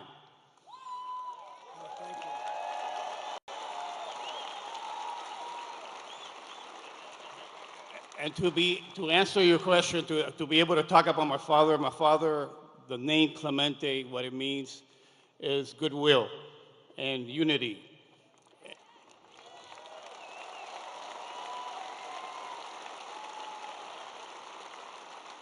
I believe that your team is going to bring it all home. I believe in everything that you stand for right now, being able to make the change for our families, my 3 kids that are very young and we live here in Pennsylvania.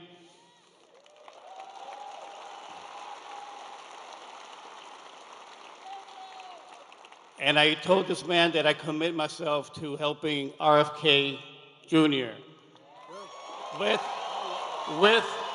our kids and making America healthy again.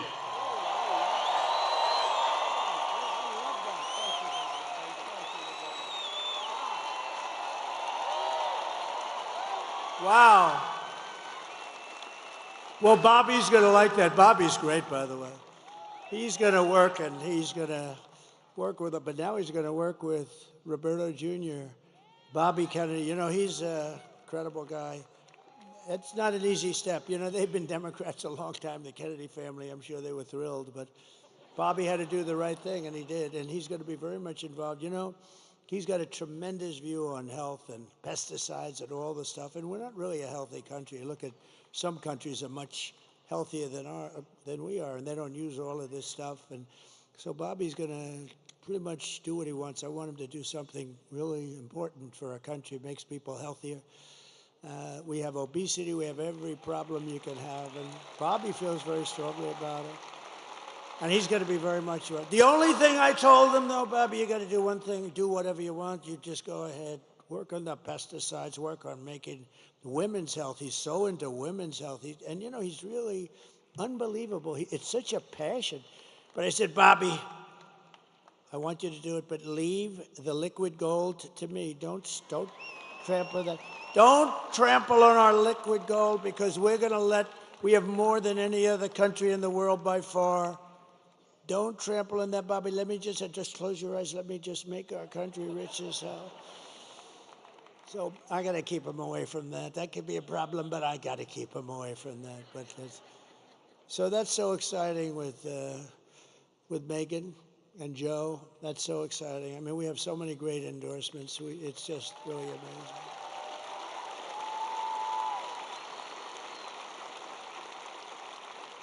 By the way, Roberto Clemente, you know, we all see a lot of plays, and you forget about them. Even for those of us that have very good memories, you forget them. But I remember playing the Mets, the poor Mets. They were playing the Mets, and a ball was hit into the corner of right field. He played right field. And he went over, a rocket was hit there, and he went over and he got there. He was deep in the corner of right field, and the player started marching to the plate, pretty fast runner, and I've never seen, and I remember sort of everything.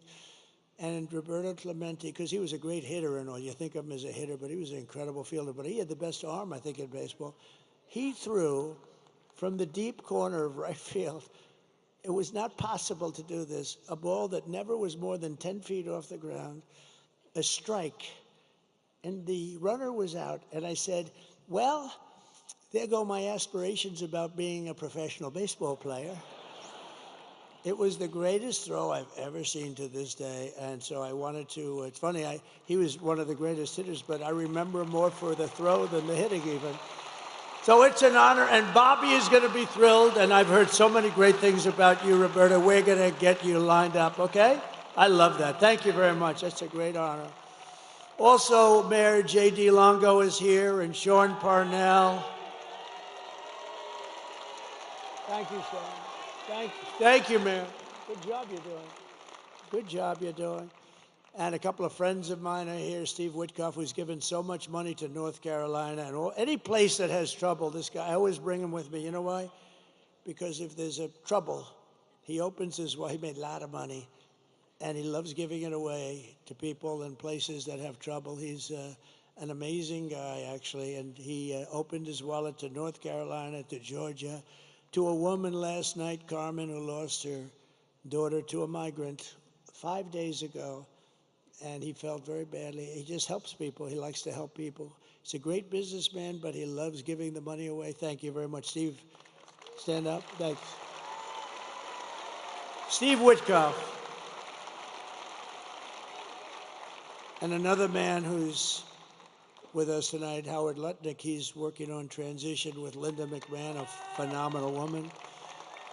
And he rebuilt Cantor Fitzgerald. His whole firm was taken down in the World Trade Center catastrophe. The plane flew right into him practically. He had the top 3 floors. Cantor Fitzgerald, one of the most successful firms on Wall Street. And he was riding down the road at West Side Highway, and he actually saw this happen. He said, oh my God. He saw it happen. He saw the plane go in. And you know why he wasn't there? He was always there at 6 o'clock in this morning, but for 5 years, his wife was saying, will you please take our child to school? And he said, no, I can't do it. I got to be in the office at 6 o'clock in the morning. The one day he agreed to take his beautiful child to school, he was delayed for 2 hours getting down there because he's taken this kid who turned out to be great because a long time ago. I said, when you look at that beautiful person that you produced, you thank that person. Do you thank that person every single day? But he wasn't in, probably the only day, might have been the only day in your life that you weren't in that building at 6 o'clock in the morning, right? But his brother was in the building and hundreds of other people that worked for him. And his firm, outside of a few people in Europe, his firm was wiped out in one instant, 1 second it was wiped out. They were actually making phone calls to their families saying, we're stuck, we can't get out. All the fire exits were wiped out and the stairs were wiped out. You couldn't get out. They called their wives, they called, his brother was calling him and the wife. I mean, the whole story is crazy. And they all died, every one of them, and he had to rebuild. He wanted to rebuild, and he rebuilt the firm bigger, better, and stronger than it ever was. And he gave a big chunk of the firm for an extended period of time to the relatives, wives, and family of the people that were killed. Howard Lutnick.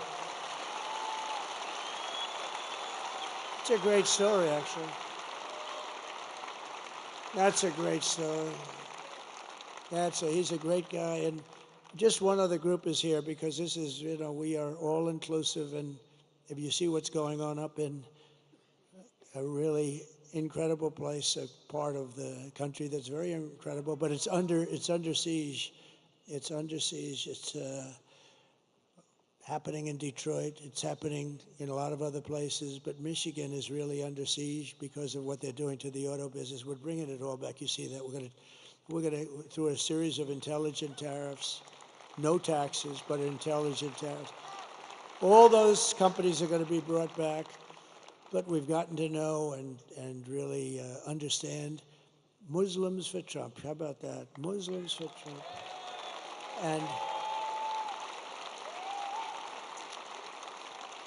And it's become a big movement in Michigan, a beautiful movement. And you know what they want? They want peace.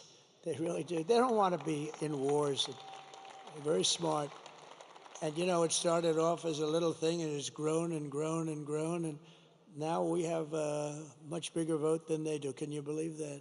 Because they said these people are stupid. All they want to do is, they didn't know what to do. Actually, they were in between, and she has no idea. She doesn't know where the hell she is. She can't. And they liked me, and I liked them. And let me just tell you, they want peace. They don't want to fight. And they're not involved in the terror and all the things that are going on. They're great people, and it's an honor for them. I don't know where they are, but Muslims for Trump, if you want to stand up, because this was a really great, thank you very much. Thank you. Thank you. And I think there's tremendous cohesion, and I think they may very well be responsible for the kind of numbers we're showing up in Michigan. Michigan is really looking good, just like Pennsylvania's looking good, just like Georgia's looking good, just like Wisconsin is looking good. North Carolina is looking really good. Arizona's looking great. Nevada's looking great.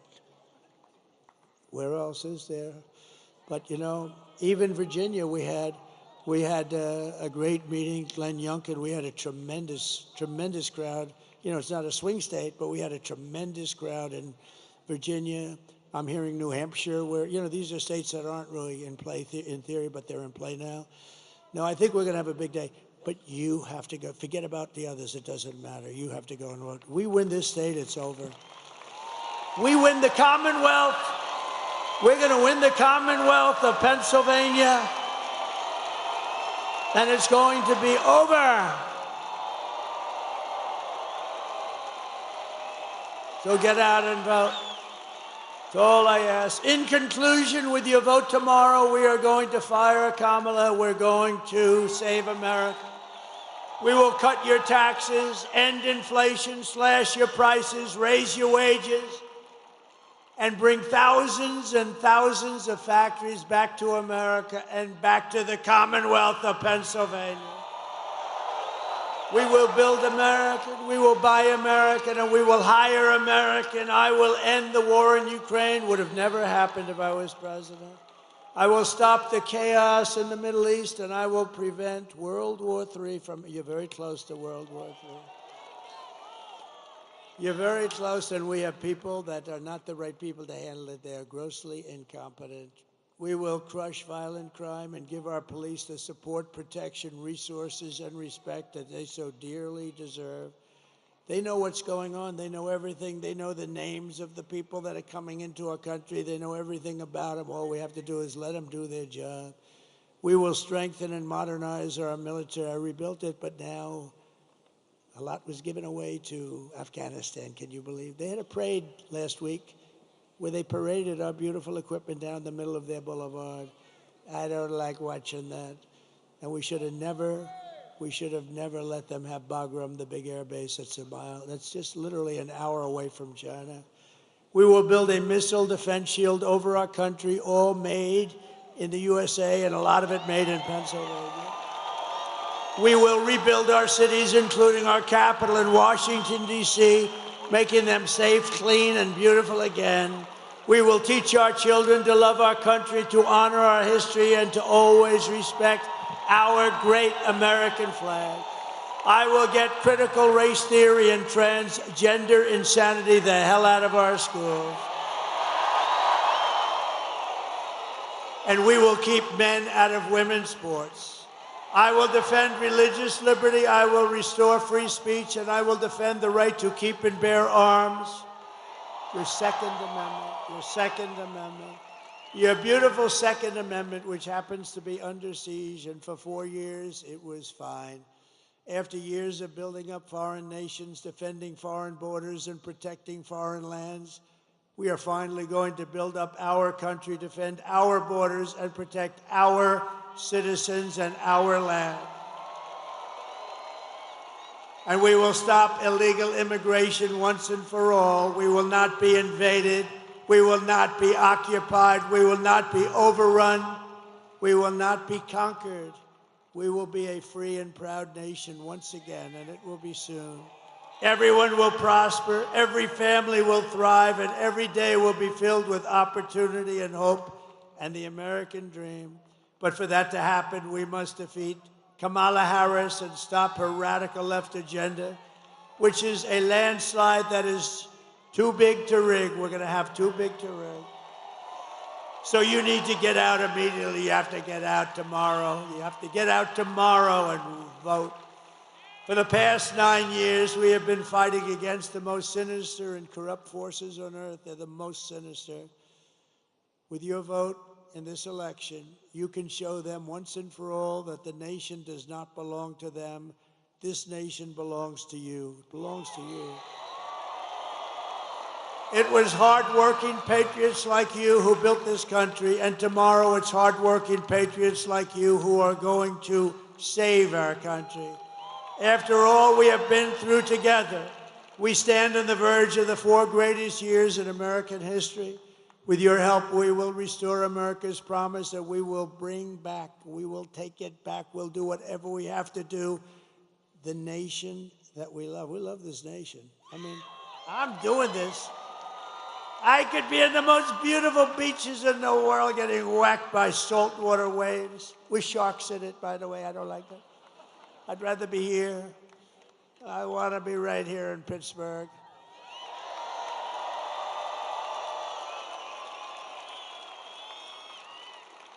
With those big, strong men back there. We are one people, one family, and one glorious nation under God. We will never give in. We will never give up. We will never back down. And we will never, ever surrender. Together we will fight, fight, fight, and win, win, win. November 5th, tomorrow, will be the most important day in the history of our country, and together we will make America powerful again. We will make America wealthy again. We will make America healthy again. We will make America strong again. We will make America proud again. We will make America safe again. And we will make America great again. Thank you, Pittsburgh. God bless you. God bless you all. Thank you.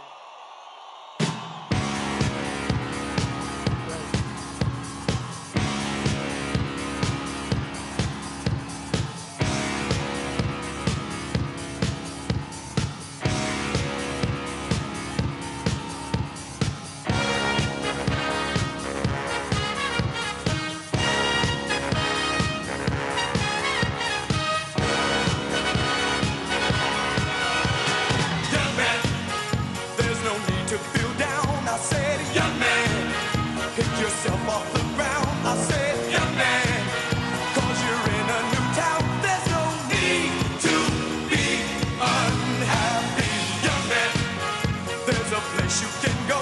I said, young man, when you're short on your dough, you can stay there.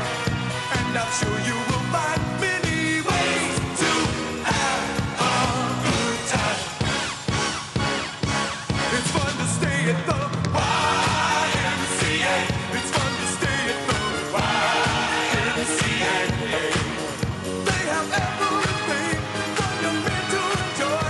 You can hang out with all the boys. It's fun to stay at the YMCA.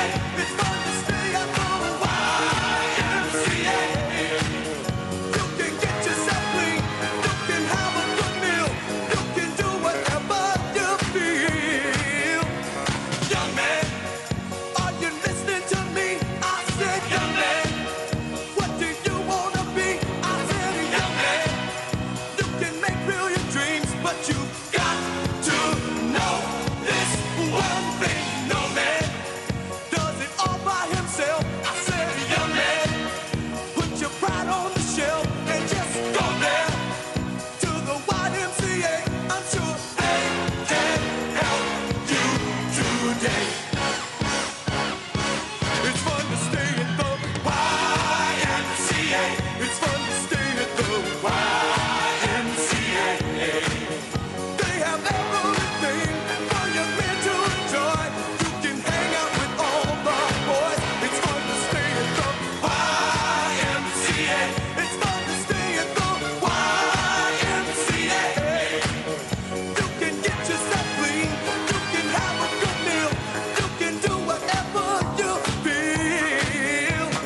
Young man, I was once in your shoes. I said I was down and out with the blues. I felt no man cared if I were alive. I felt the whole world was so tired. That's when someone came up to me and said, young man, take a walk up the street. It's a place there called the YMCA. They can start you back on your way.